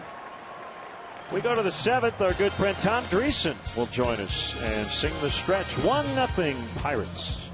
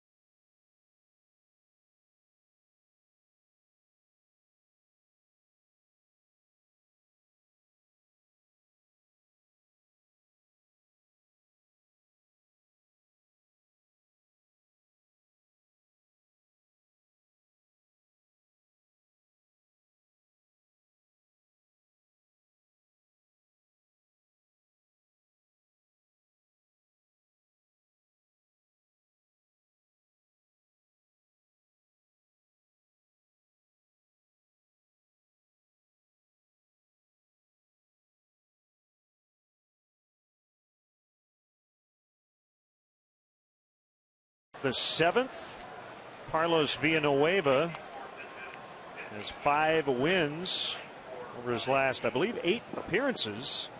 Yeah, that sounds right. He's been the magic man. Got a chance to even his record here. He's 7-8 with a 4.16 earned run average. Samardzija sturdy tonight. Now I'll turn it over to the bullpen. Speaking of sturdy, thinking of a segue. Tom Dreesen is with us. How are you, Tom? Sturdy is not my nickname in the old neighborhood, I'll tell you that. But good to see you again. Walker flies out on 1 pitch. All right, Tom. So I was talking to Keith Moreland. Were you actually a Cubs bat boy at one point in L.A.? Oh, no, here in Wrigley Field and in L.A. I did it for 4 years in a row. Jim Fry would have me come in and be bat boy, and I'd appear in a nightclub nearby, and all the players and their wives would come to the show. But it was those at Mark Grace, Rick Sutcliffe, Sound, Mark Grace, all the guys. It was really a lot of fun. Ryan Sandberg, We just talked about Rhino managing the Phillies. Yeah. Here's McCutcheon. He swings at the first pitch. How about that? 2 pitches. Well, 2 outs. Well, Tom, nice to Tom, meet you. It's been great having you. Whenever you want 3 up and 3 down, make sure I'm up here. You know. I do want to mention you've got 2 shows at the Laugh Factory coming up Friday and Saturday night. Yeah, Friday I'm doing a thing called Rat Pack Weekend where I do my stand-up comedy, and then I tell stories about Frank, Sammy, and Dean, about what it was like touring with them and the fun I had with them. So we're doing it on Belmont and Broadway, the new Laugh Factory. It should be a fun night. We'll have some songs, but we'll mostly have stand-up comedy. It'll be a lot of fun. That sounds great. There's Justin Morneau. And that's on the outside corner. I was out in L.A. A couple weeks ago, and Tom Ricketts had a little party. The Cubs played the Dodgers, and we had a great time. But we were there before we were you. there early. We missed you. Sorry we missed you. It was a good group. It was a great group, and Tom gave us a lot of hope for the future for the Cubs. I like what he had to say about how you're building up the farm system, and we Cub fans out on the West Coast, you know, hang on every word, because, you know, we're going to be here for that World Series one day. You know that, don't you? Yep. 1-1 on Morneau. 1-2. The owner of the Laugh Factory, last time I was here to sing Taking Out the Ball Game, I took him out in the infield before the game, and I showed it on home plate, and I said, see there, that's where Babe Ruth pointed, and he hit one out of the ballpark after he pointed, and he's from Israel. He said to me, really, is he playing today? I swear that's what he said. Yeah, 1932. Keep a close watch. See number 3 come out of that dugout. Yeah, over there, you throw a ball at them, they kick it back at you, you know.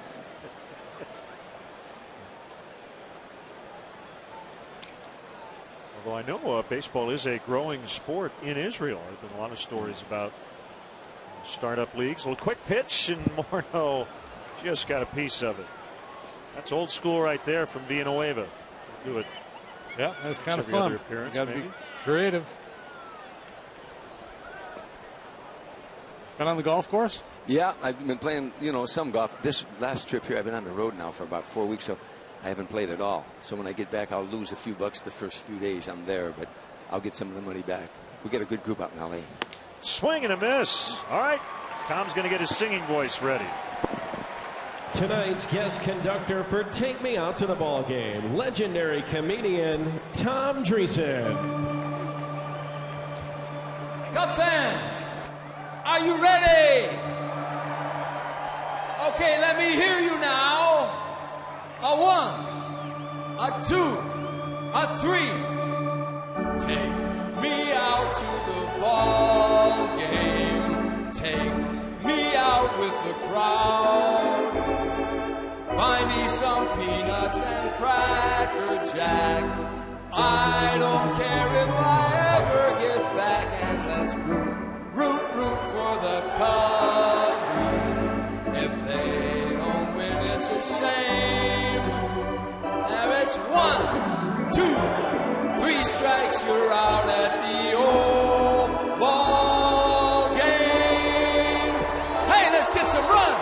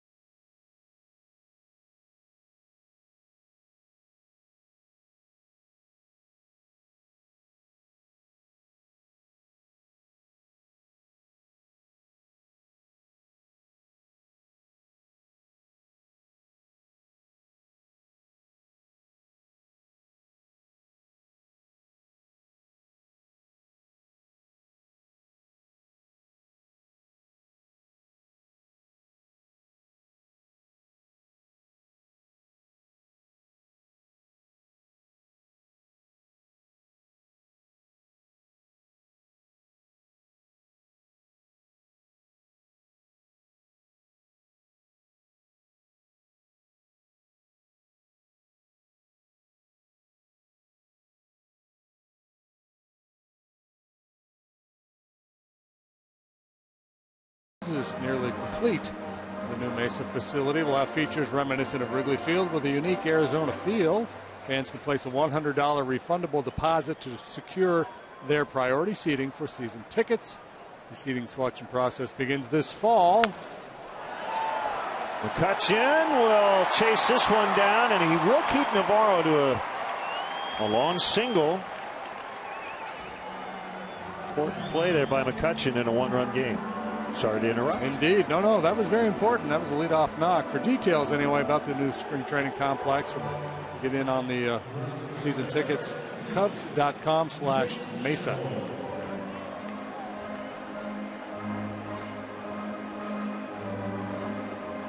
Cubs had very few balls where they've been able to get airborne and hit with authority off Morton. That solid single action now in the Pirate bullpen. Starling Marte now playing left. He's in for Tabata. Sherholtz a batter.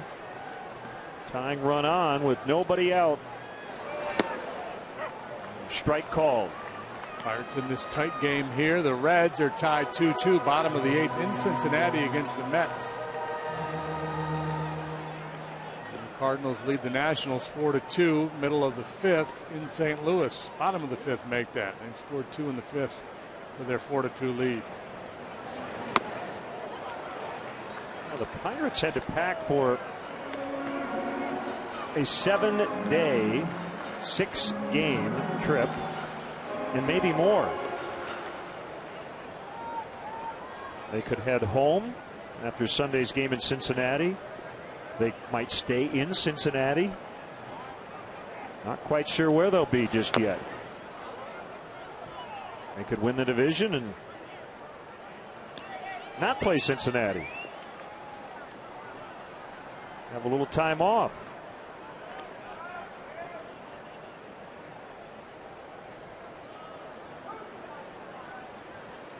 Cardinals with a magic number of 5 to clinch the division.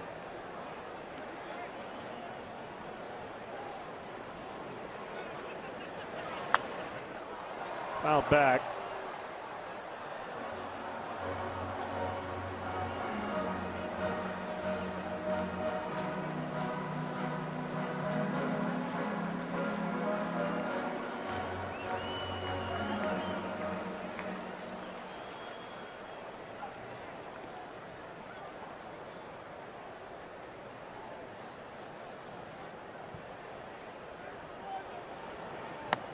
And Sherholtz could not hold up. Qdoba Mexican Grill wants to spread its 3-cheese queso love to the Chicagoland area. Opt into Qdoba's mobile club by texting Q to 50500 to receive free chips and queso.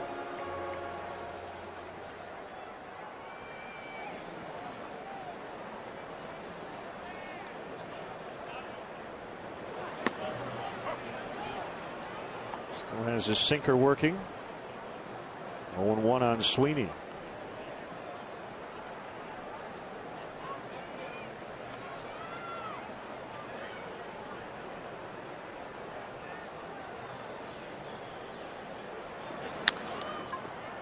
Walker got one, they'll get the other. So he didn't tag Navarro. He threw to first, and they were able to get Deonner on the tag, play at second.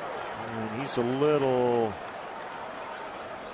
cautious getting up. Boy, he's not happy. Yeah. That would be bad with Castillo already out. As he limps off the field. 1-0 Pittsburgh.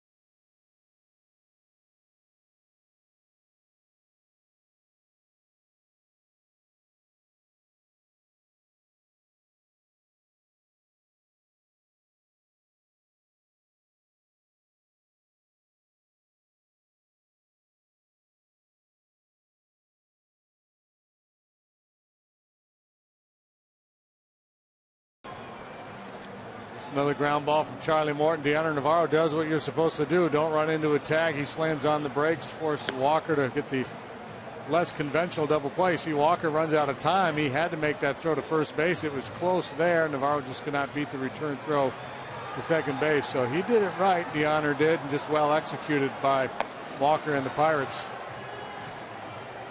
Walker almost took a little bit too much time before throwing that ball to first base.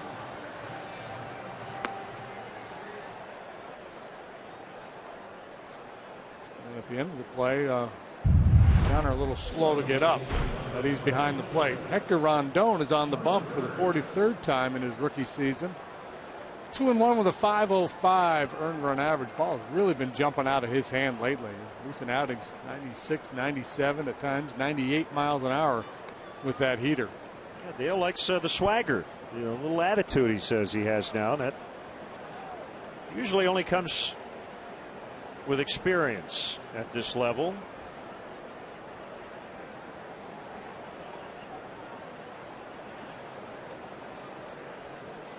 Coming back from all the arm problems, he has not been able to go back-to-back often. In fact, he's done it once, July 23rd, 24th.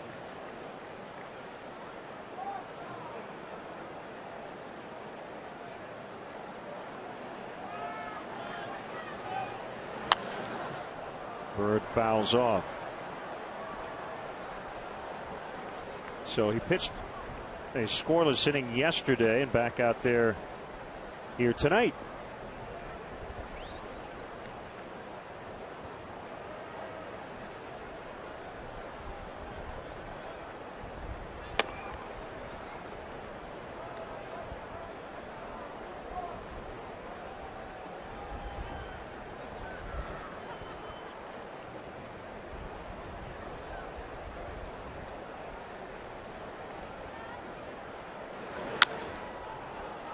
Down by Rizzo.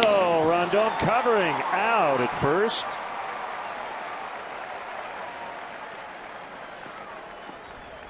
Hang with him, Marlon Byrd sharply hit, and nice play by Rondon. This is a play a lot of times a pitcher will quit on. You see the line drive, you think it's going to be caught in the air, and you'll take a step in that direction and then stop. He did not. He continued to run on over and was there to get the throw from Rizzo to record the out.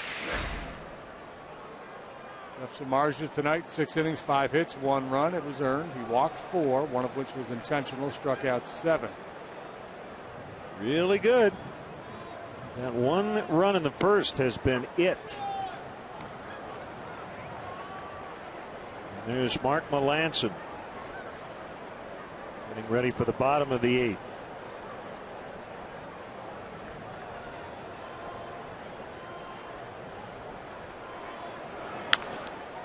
Cubs only have 1 backup catcher. That's J.C. Boscan now with Castillo done. So hopefully Navarro's injury is not something that'll pop up later or linger. If it's related to the ankle sprain he had back in August or not. 1-2.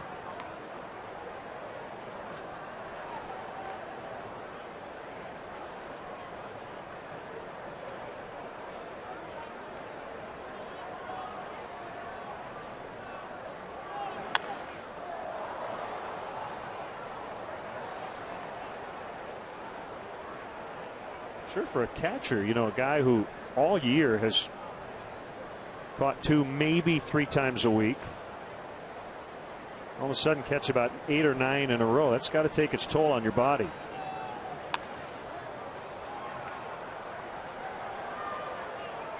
Castro the catch, 2 outs. Yeah, because even though you are the backup catcher, Navarro, we're talking about, you're still banged up at this stage of the season. You've done enough catching, you've taken enough foul tips, done enough squatting where the back is sore, the legs are sore, and asked to play every day, something he has not been doing throughout the season. The good news for him is the weather's cool.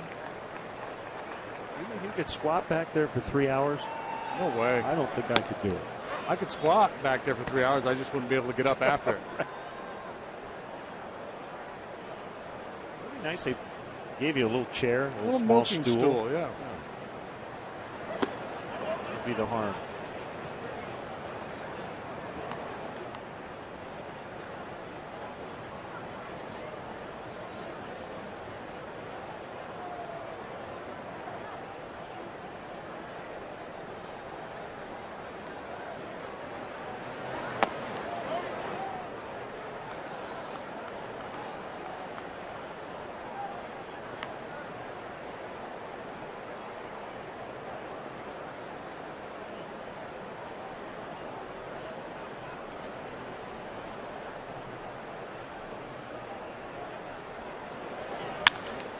Hit hard, and Castro actually backhanded that ball. An interesting way to play it as he gets Martin.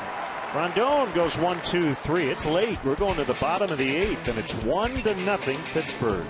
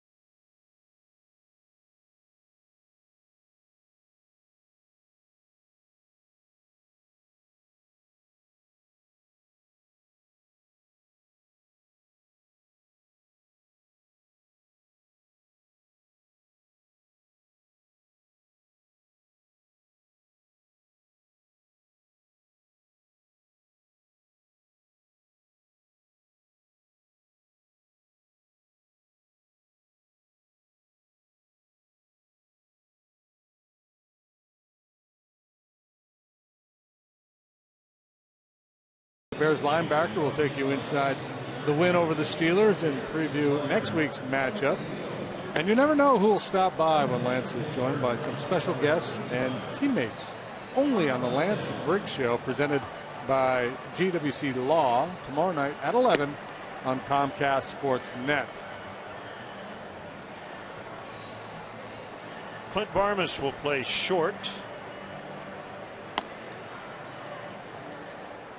Mark Melanson will pitch, and we have a cycle update. Alex Rios 4 for 4. He's hit for the cycle for the Rangers.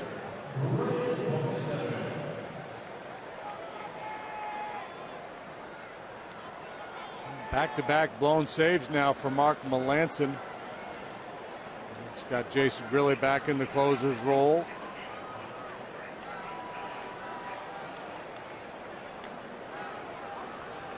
But it has been an outstanding year for Melanson, an all-star, $1.30 ERA.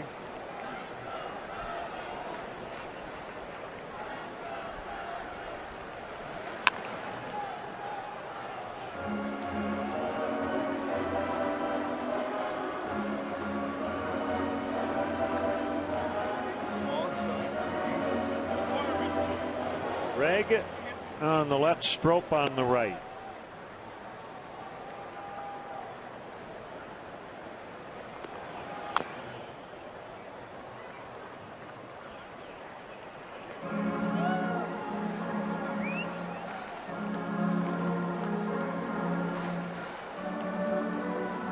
Melanson very tough on left-handed hitters because of his cut fastball. Runs it in on their hands, gets a lot of weak contact.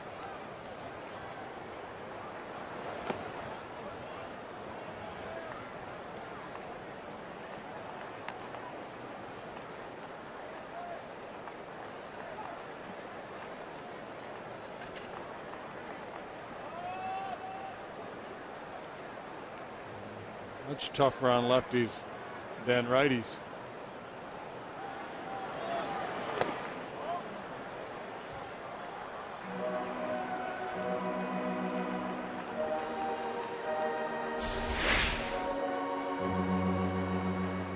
Good call. 2-2. Not an easy call for Clint Hurdle to remove Morton the way he was pitching. The fact that Bogusevic's had a lot of success against him in the past may be helping to drive the decision, but probably more than anything, this is just the way he's managed this club all year. Late with the lead, Melanson gets the 8th, Grilli gets the 9th. A good start. Cubs with the leadoff man on the last 3 innings. The pesky double play ball. Had not killing done rallies. Had not done it the first 5 innings. So.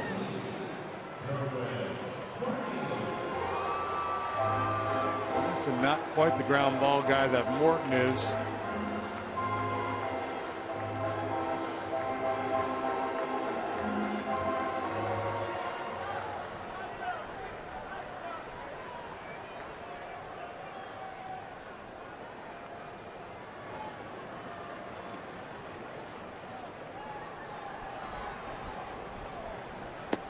Barney showing bunt, pulls the bat back.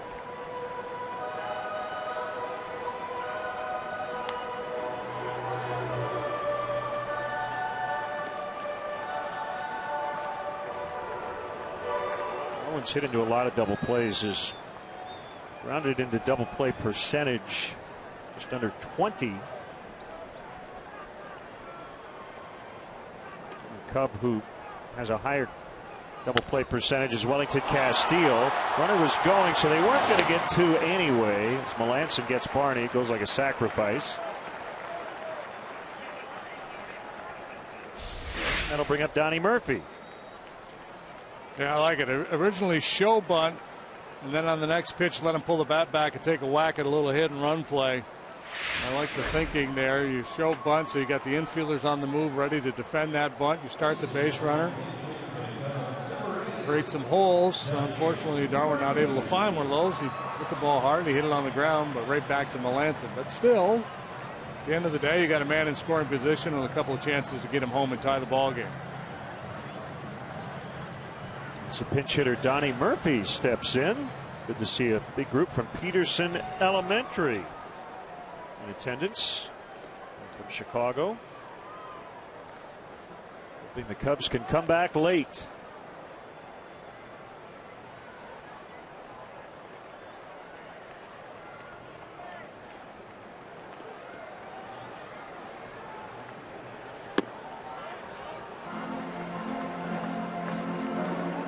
He homered on Friday to snap an 0 for 17.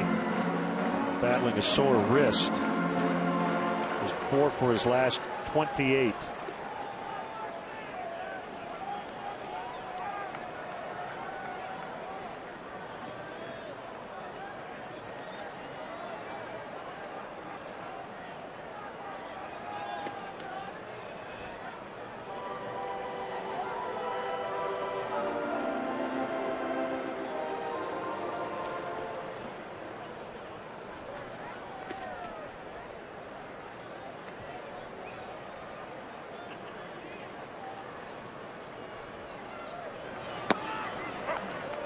Handcuffed Martin, but he still got the call.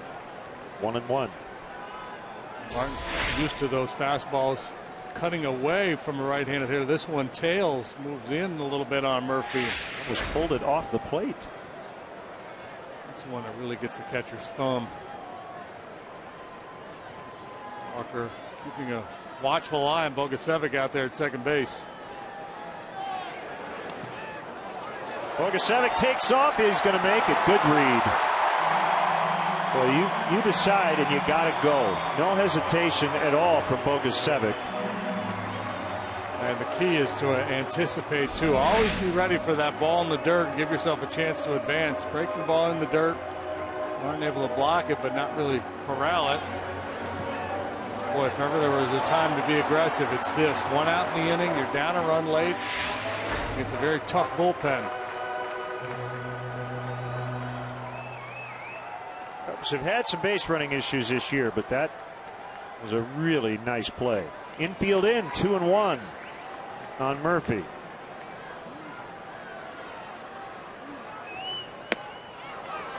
Three and one. Castro on deck. It's interesting if Murphy walks. Two big double play candidates in this Cubs lineup. Barney, who batted with a runner at first, nobody out, and then Castro. They both grounded into 21 on the year.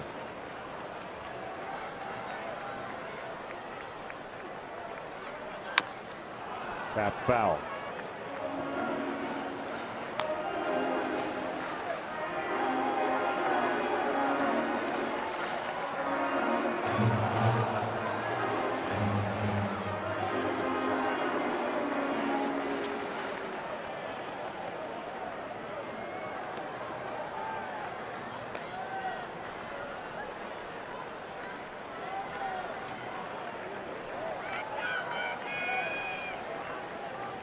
Full count, 3-2.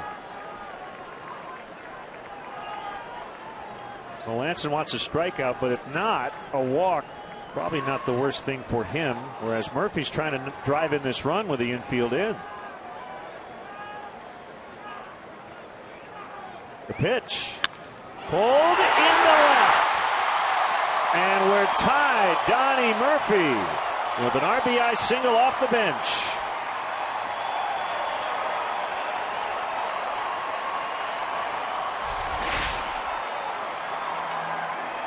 Swing of the bat will be well received in Cincinnati. Breaking ball from Melanson. Murphy stays back and then yanks it through the hole between third and short with that drawn in infield. Wasn't a lot of room there, but he was able to squeak it through, and we're tied. Comes Ray Searage. So that is another blown save for Melanson.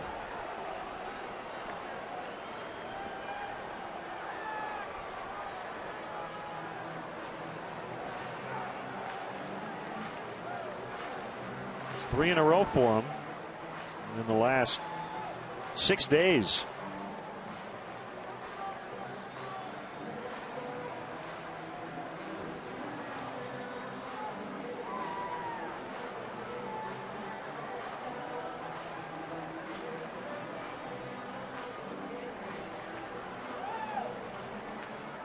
Well, the Cardinals, they've got issues in their bullpen. They've taken Mujica out of the closer's role. They're just going to go by committee for the time being.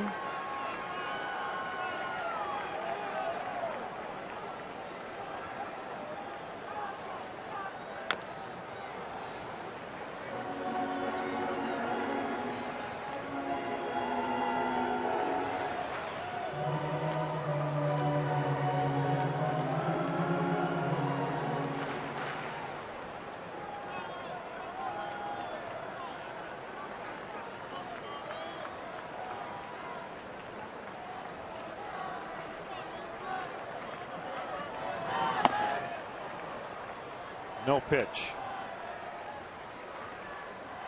One thing Melanson is going to force you to do is string some hits together to beat him, as the Cubs did in this inning. A couple of base hits, Bogusevic to get it started, and then the RBI single by Murphy. He doesn't walk anybody. He's walked 8 guys all year and close to 70 innings. He's allowed 1 home run all season.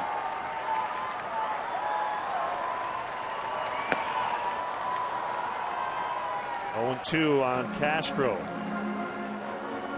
Gather himself here. How about this? I just saw this note. Freddie Gonzalez kicked out of the Braves-Brewers game in Atlanta tonight. Remember, they clinched yesterday. Paul Janisch got hit by a Marco Estrada curveball on the knee, but Angel Hernandez would not send Janisch to first, claiming he didn't try to get out of the way. Murphy just got deked as McCutchen makes the catch. He's going to throw toward first, and it's late. Murphy got all the way to second base. Middle infielders trying to sell that it wasn't a fly ball. 2 down. Murphy, at the end of the day, finds McCutchen, finds the ball out there in center field, and able to scramble back. Did he overrun the bag? If he did, he'll be out. He did not. Got to re-tag it if you do pass the bag. They get real-time info, including pitcher gas gauge stats, tweets, with Cubs in-game live only at csnchicago.com. Brought to you by Comcast Business Class.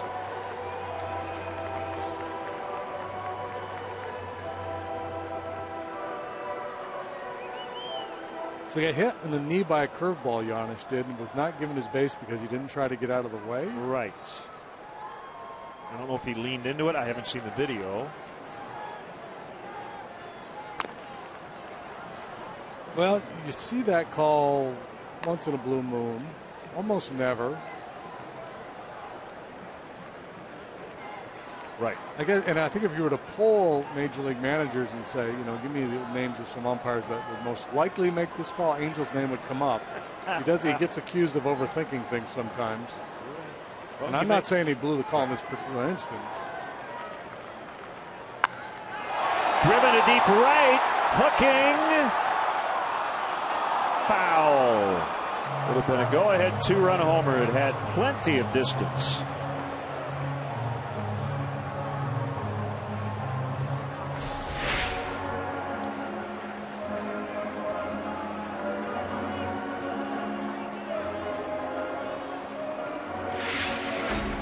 He's got to be back on his heels a little bit. A year in which he has been so good, now hitting a rough spot at the worst possible time.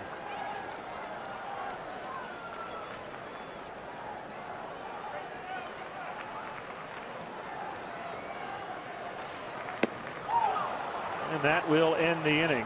The Cubs tied, however, on pinch hitter Donnie Murphy's single, and we're 1-1 heading to the ninth.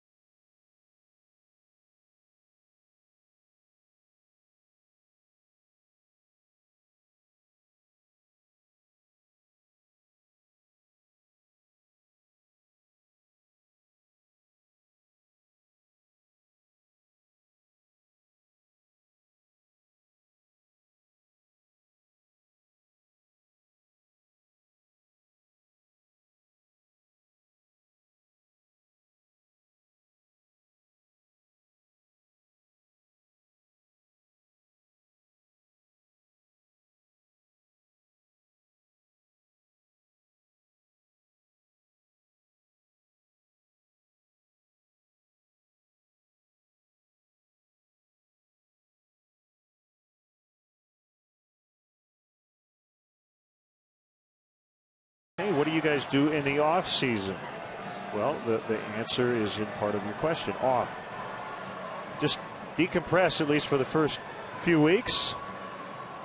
Try to be a husband and a dad, which is really hard during the season. And this year for me, yeah, right, we're going to be doing a lot of Chicago exploration.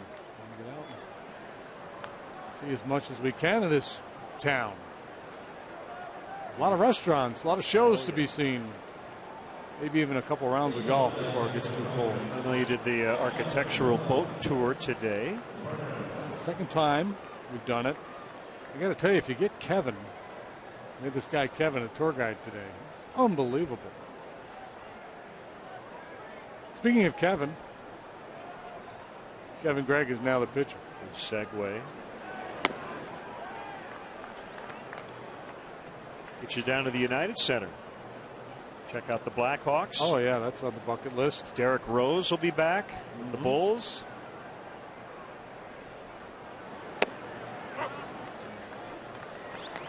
And when you're not there, you'll be watching on CSN. I'll be tuned in laughing at all the production people that are working while we're not. The 1-1 outside. Hey, yes, you're going to have to do the second intermission, shoot the puck. The United Center. I'm down. Yeah, you'd be up for that. Just so you know, they will boo you. No matter what? Yes. Really? Yes. Even if I make it? The guy gets booed. The woman gets big cheers, so does the 8-year-old kid. Ah, the guy gets part booed. of the stick, yeah.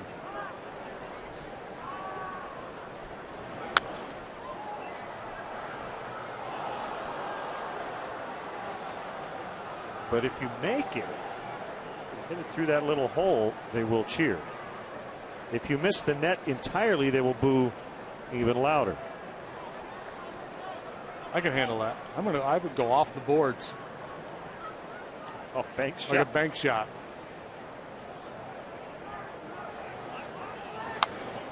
Still 2-2.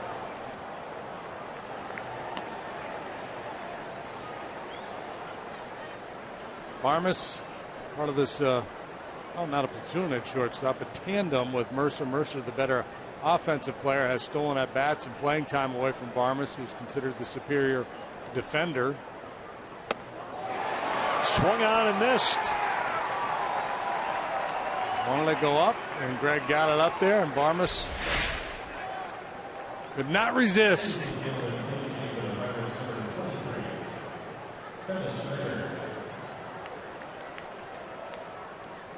What's this all about? Batting order? Yeah, you know what I bet it's about?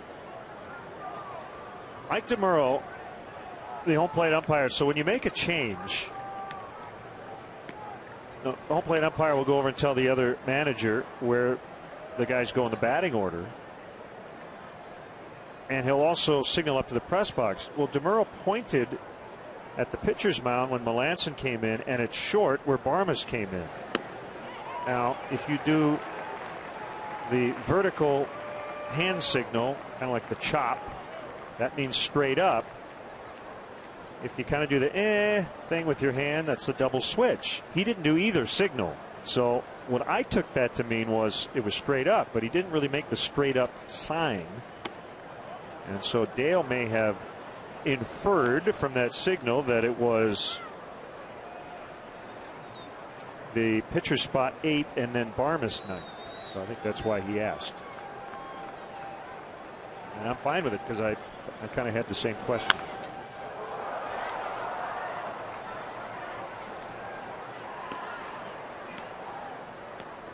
And I believe, and what would the call have been? No, I don't want to get too confused. Well, I think that guy would have been out. Barmas would have had to hit. Well, I think the ideal thing to do is wait for this at bat to finish. And then if Snyder were to reach, come on and say, wait a minute, they're batting out of order.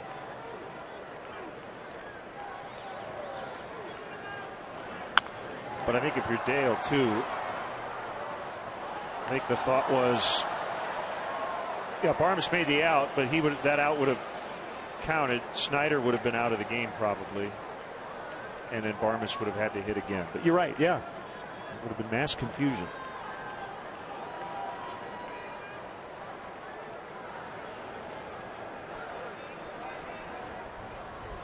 Greg working for the first time since that rough one on Friday.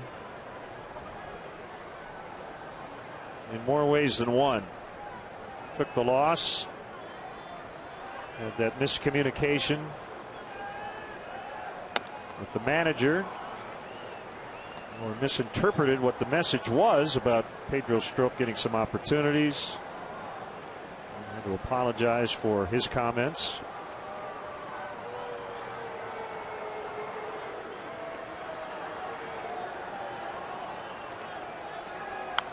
Foul back.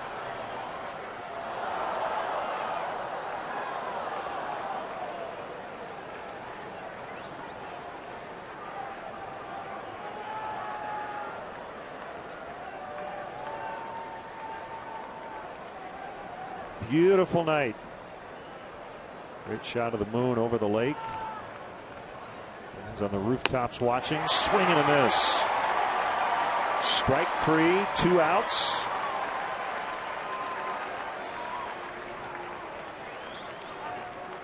Cubs Authentics provides the perfect gift for the sports memorabilia collector in your family this offseason. Visit Cubs.com/authentics to bid on weekly auction items, including MLB authenticated game-used baseballs, jerseys, bases, and much more. For more information, call 773-404-4753. That was just a beautiful job. Away, away, away, away, and then busted one in on him. There's Marte with a homer he hit off Greg. July 13th. 2 outs in the top of the ninth. 3-2 pitch. Look, it was a fastball on the outside corner, and he deposited it into the bleachers to the left of center. It was one of those wow moments. He has all the tools. 2-1.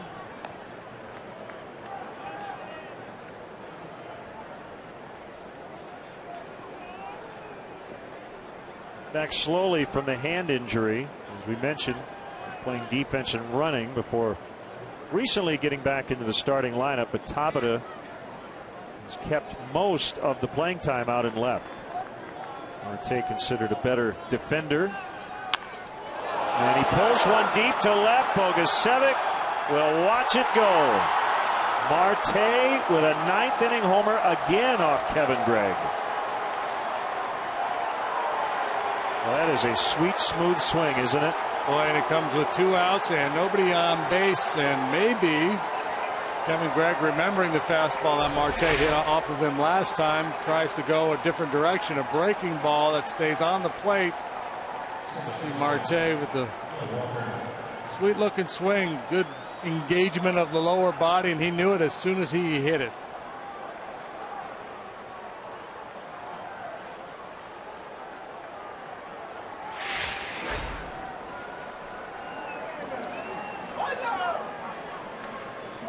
And the Nationals trailing 4-2 in St. Louis in the bottom of the 7th.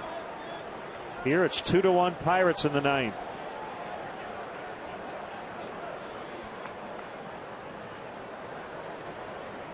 The Reds threatening to win it,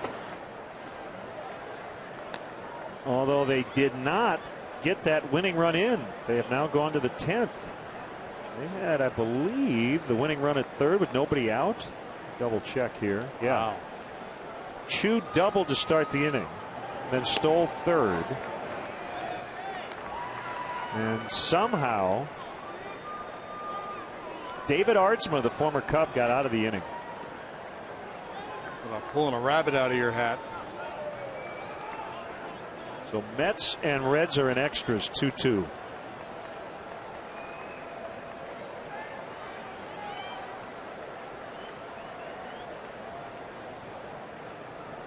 Do you remember the final day of the season 2 years ago? Oh, that's when all the craziness happened. We were in San Diego, and I think it was right during the 7th inning stretch. On our monitor, we saw the big Dan Johnson home run for the Rays. You had that crazy game against the Yankees. You had the Orioles and Red Sox. Robert Andino, game winner for the O's. Were the Astros involved in that day? Did Chris Carpenter go the distance? Yeah, they hosted the Cardinals. I don't remember the details. I think he pitched a complete game for St. Louis. The rest is history, right? Cardinals went on to win the World Series. All the outs were strikeouts, but Marte with a home run, and it's 2-1 Pirates as we head to the bottom of the 9th.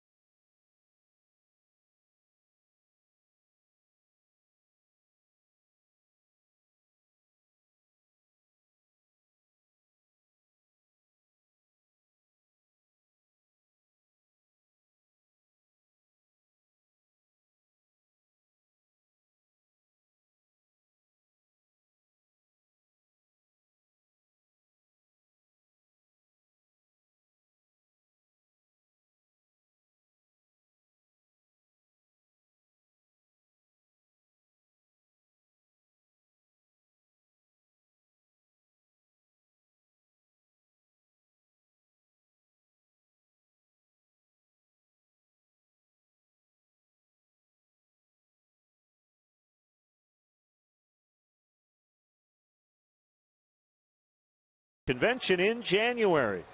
Hotel packages are still on sale at the Sheraton Chicago, and weekend passes go on sale tomorrow morning at 10 a.m. For more information, go to CubsConvention.com. Interesting move here. Instead of just bringing Jason Grilli into the ball game, Clint Hurdle is going to match up to start the bottom of the ninth. It is Tony Watson, the left-hander, against Anthony Rizzo. Now, Watson has been really good this year, 3-1 with a 243. He's been tough on both right and left-handed batters. He's really working his way back from injury. Does not have the good life on his fastball that he had earlier in the year, at least not consistently.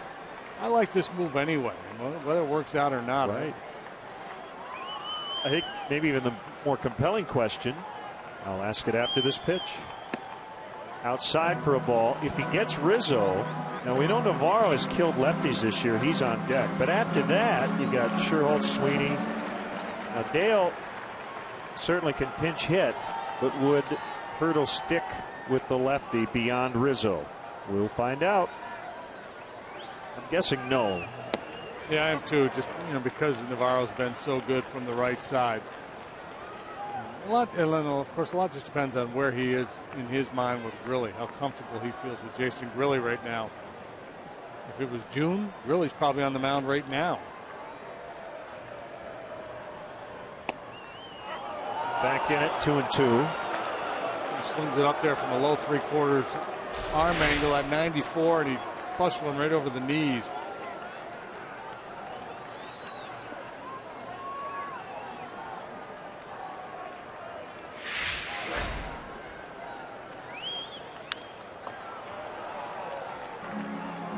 Last time Watson was charged with any runs, you got to go back to August 3rd.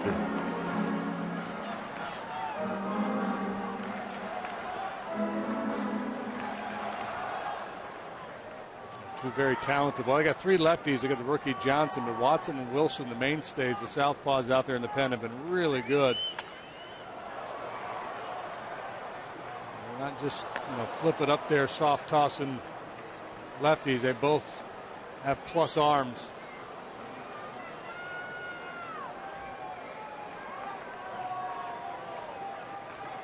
Pirates don't have the shift on for Rizzo this time.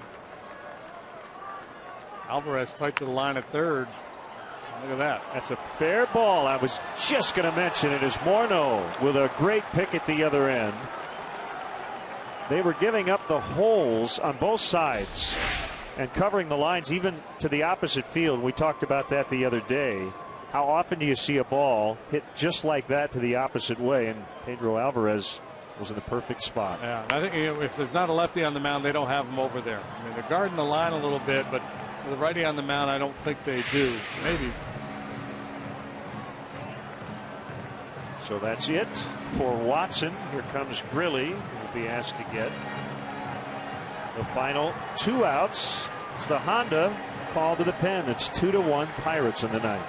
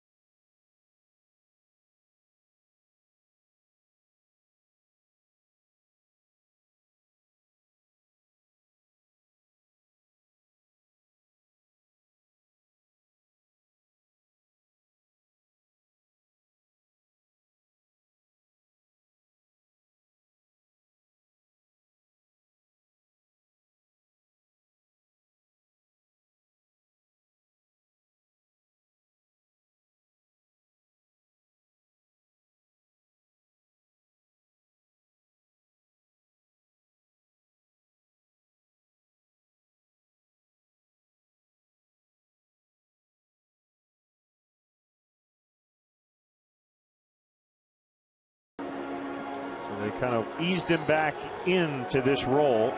He joined the 9th inning, so to speak, on Saturday. Came off the DL, made his first appearance since being on the disabled list September 4th. At the time of his injury, a flexor strain in his right arm, he was leading the league with 30 saves. An all-star. He was on the cover of Sports Illustrated, and boom, on the DL he went. I think it was the day the issue officially came out, he got hurt. 1-0 on Navarro. Such a good story, and it's still a chance for a happy ending for Grilli. The veteran, former first-round pick.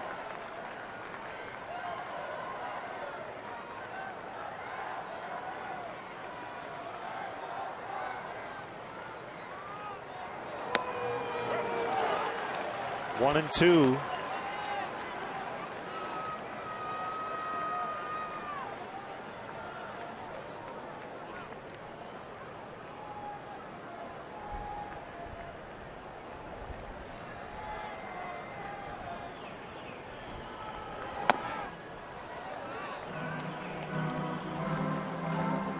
Nate Scherholtz on deck. Starling Marte with a go-ahead home run in the top of this inning.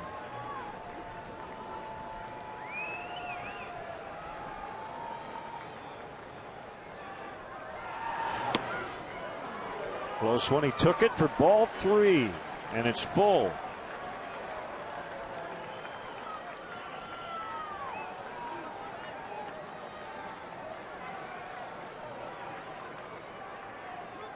They've got the cornermen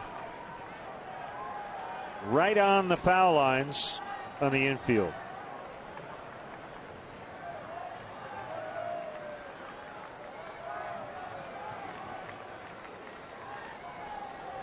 Not sure what Navarro's. I think he may see a ball out on the warning track out in center field.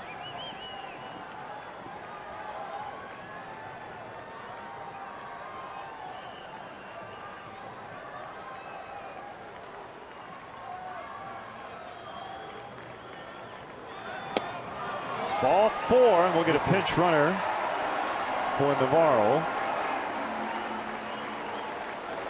I think. Yep.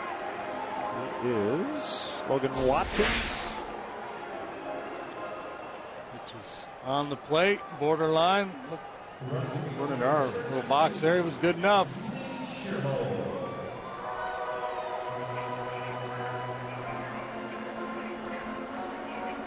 Hey, by the way, I would be remiss if we went off the air and I didn't mention the 27th anniversary of something pretty special. Do you remember where you were?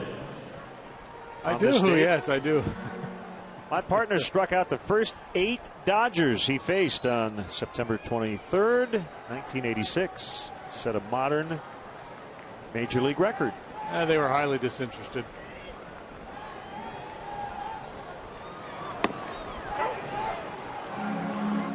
Called strike on Scherholtz. Well, that would have been a big game for your club. Yeah, well, the next night Nolan went 8 innings with 1-hit ball, struck out I think 14, and the next night Mike Scott threw a no-hitter to clinch the division.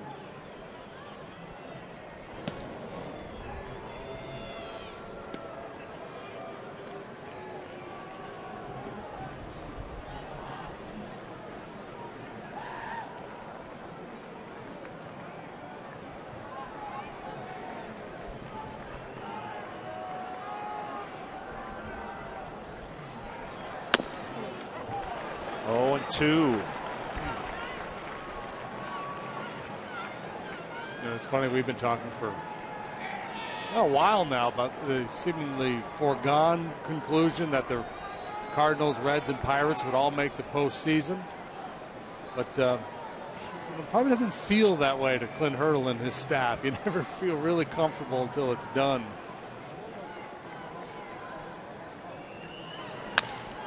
Broken bat grounder. Diving stop, Morneau. They get the out at second, and that's all. 2 away.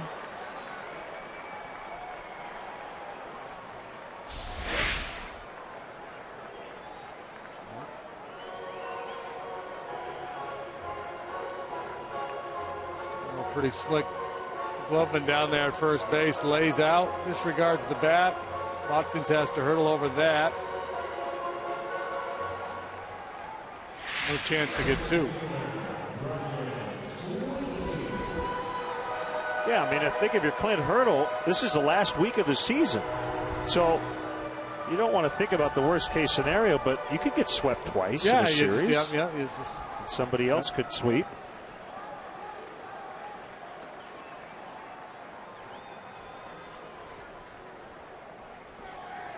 Ryan Sweeney takes ball 1. Or more realistically, you could get swept here, go to Cincinnati, lose Friday, and then all of a sudden the weight of the world and the drama, is on your team.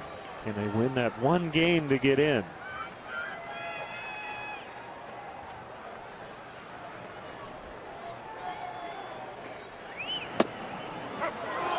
One ball, 1 strike. Scherholtz now the runner at first. 2 outs in the 9th.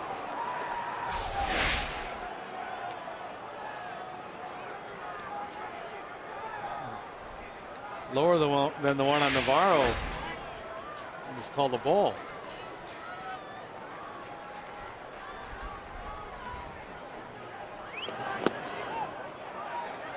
On the bottom of the 10th in Cincy, Mets and Reds, 2-2. Just showed you the Nationals Cardinals update 4-3. Now on the bottom of the 8th, Cardinals lead.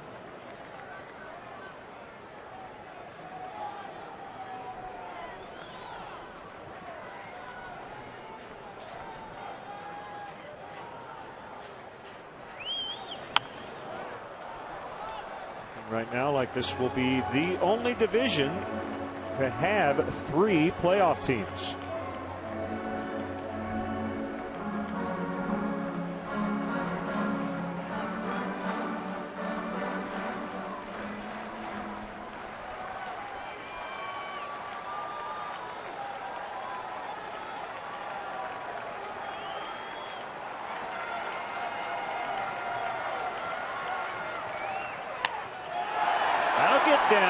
Scherholtz will make the turn.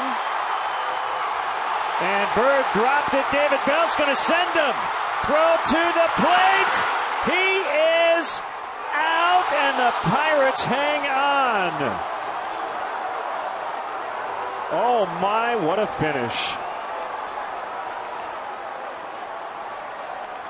Well, they get the heroic swing of the bat by Starling Marte, and then a bang-bang play at the plate. Russell Martin heaves the ball into the left field corner. And the Pirates take a big step closer to clinching a playoff spot. And we'll retreat into the clubhouse and check out the finale of that Washington-St. Louis game. No blame from this corner on David Bell sending after the misplay in the outfield.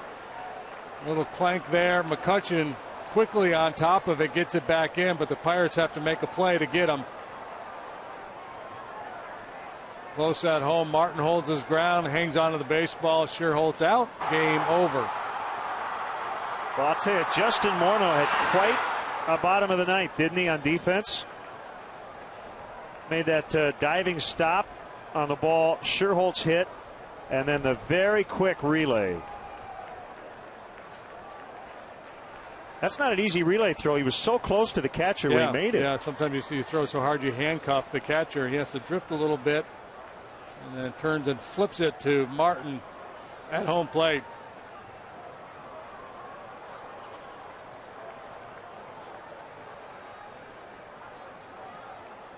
Well, we don't see many games end with the tying run being gunned down at the plate, but that's how this one did come to an end. So the Pirates beat the Cubs in a thriller tonight, 2-1. Their magic number down to 1 to clinch a playoff berth. Our GMC player of the game, he didn't even start the game, but Starling Marte won it in the 9th. And for the second time this year, big home run by Marte off of Kevin Gregg. This time the solo shot on a breaking pitch to give them the lead and ultimately the win. So for JD and our entire crew, Len Casper at Wrigley Field, your final, the Pirates 2 and the Cubs 1. We're back with you tomorrow night at 7. Final night home game of the season here on Comcast Sportsnet. Up next, Blue Cross Blue Shield Cubs post-game live.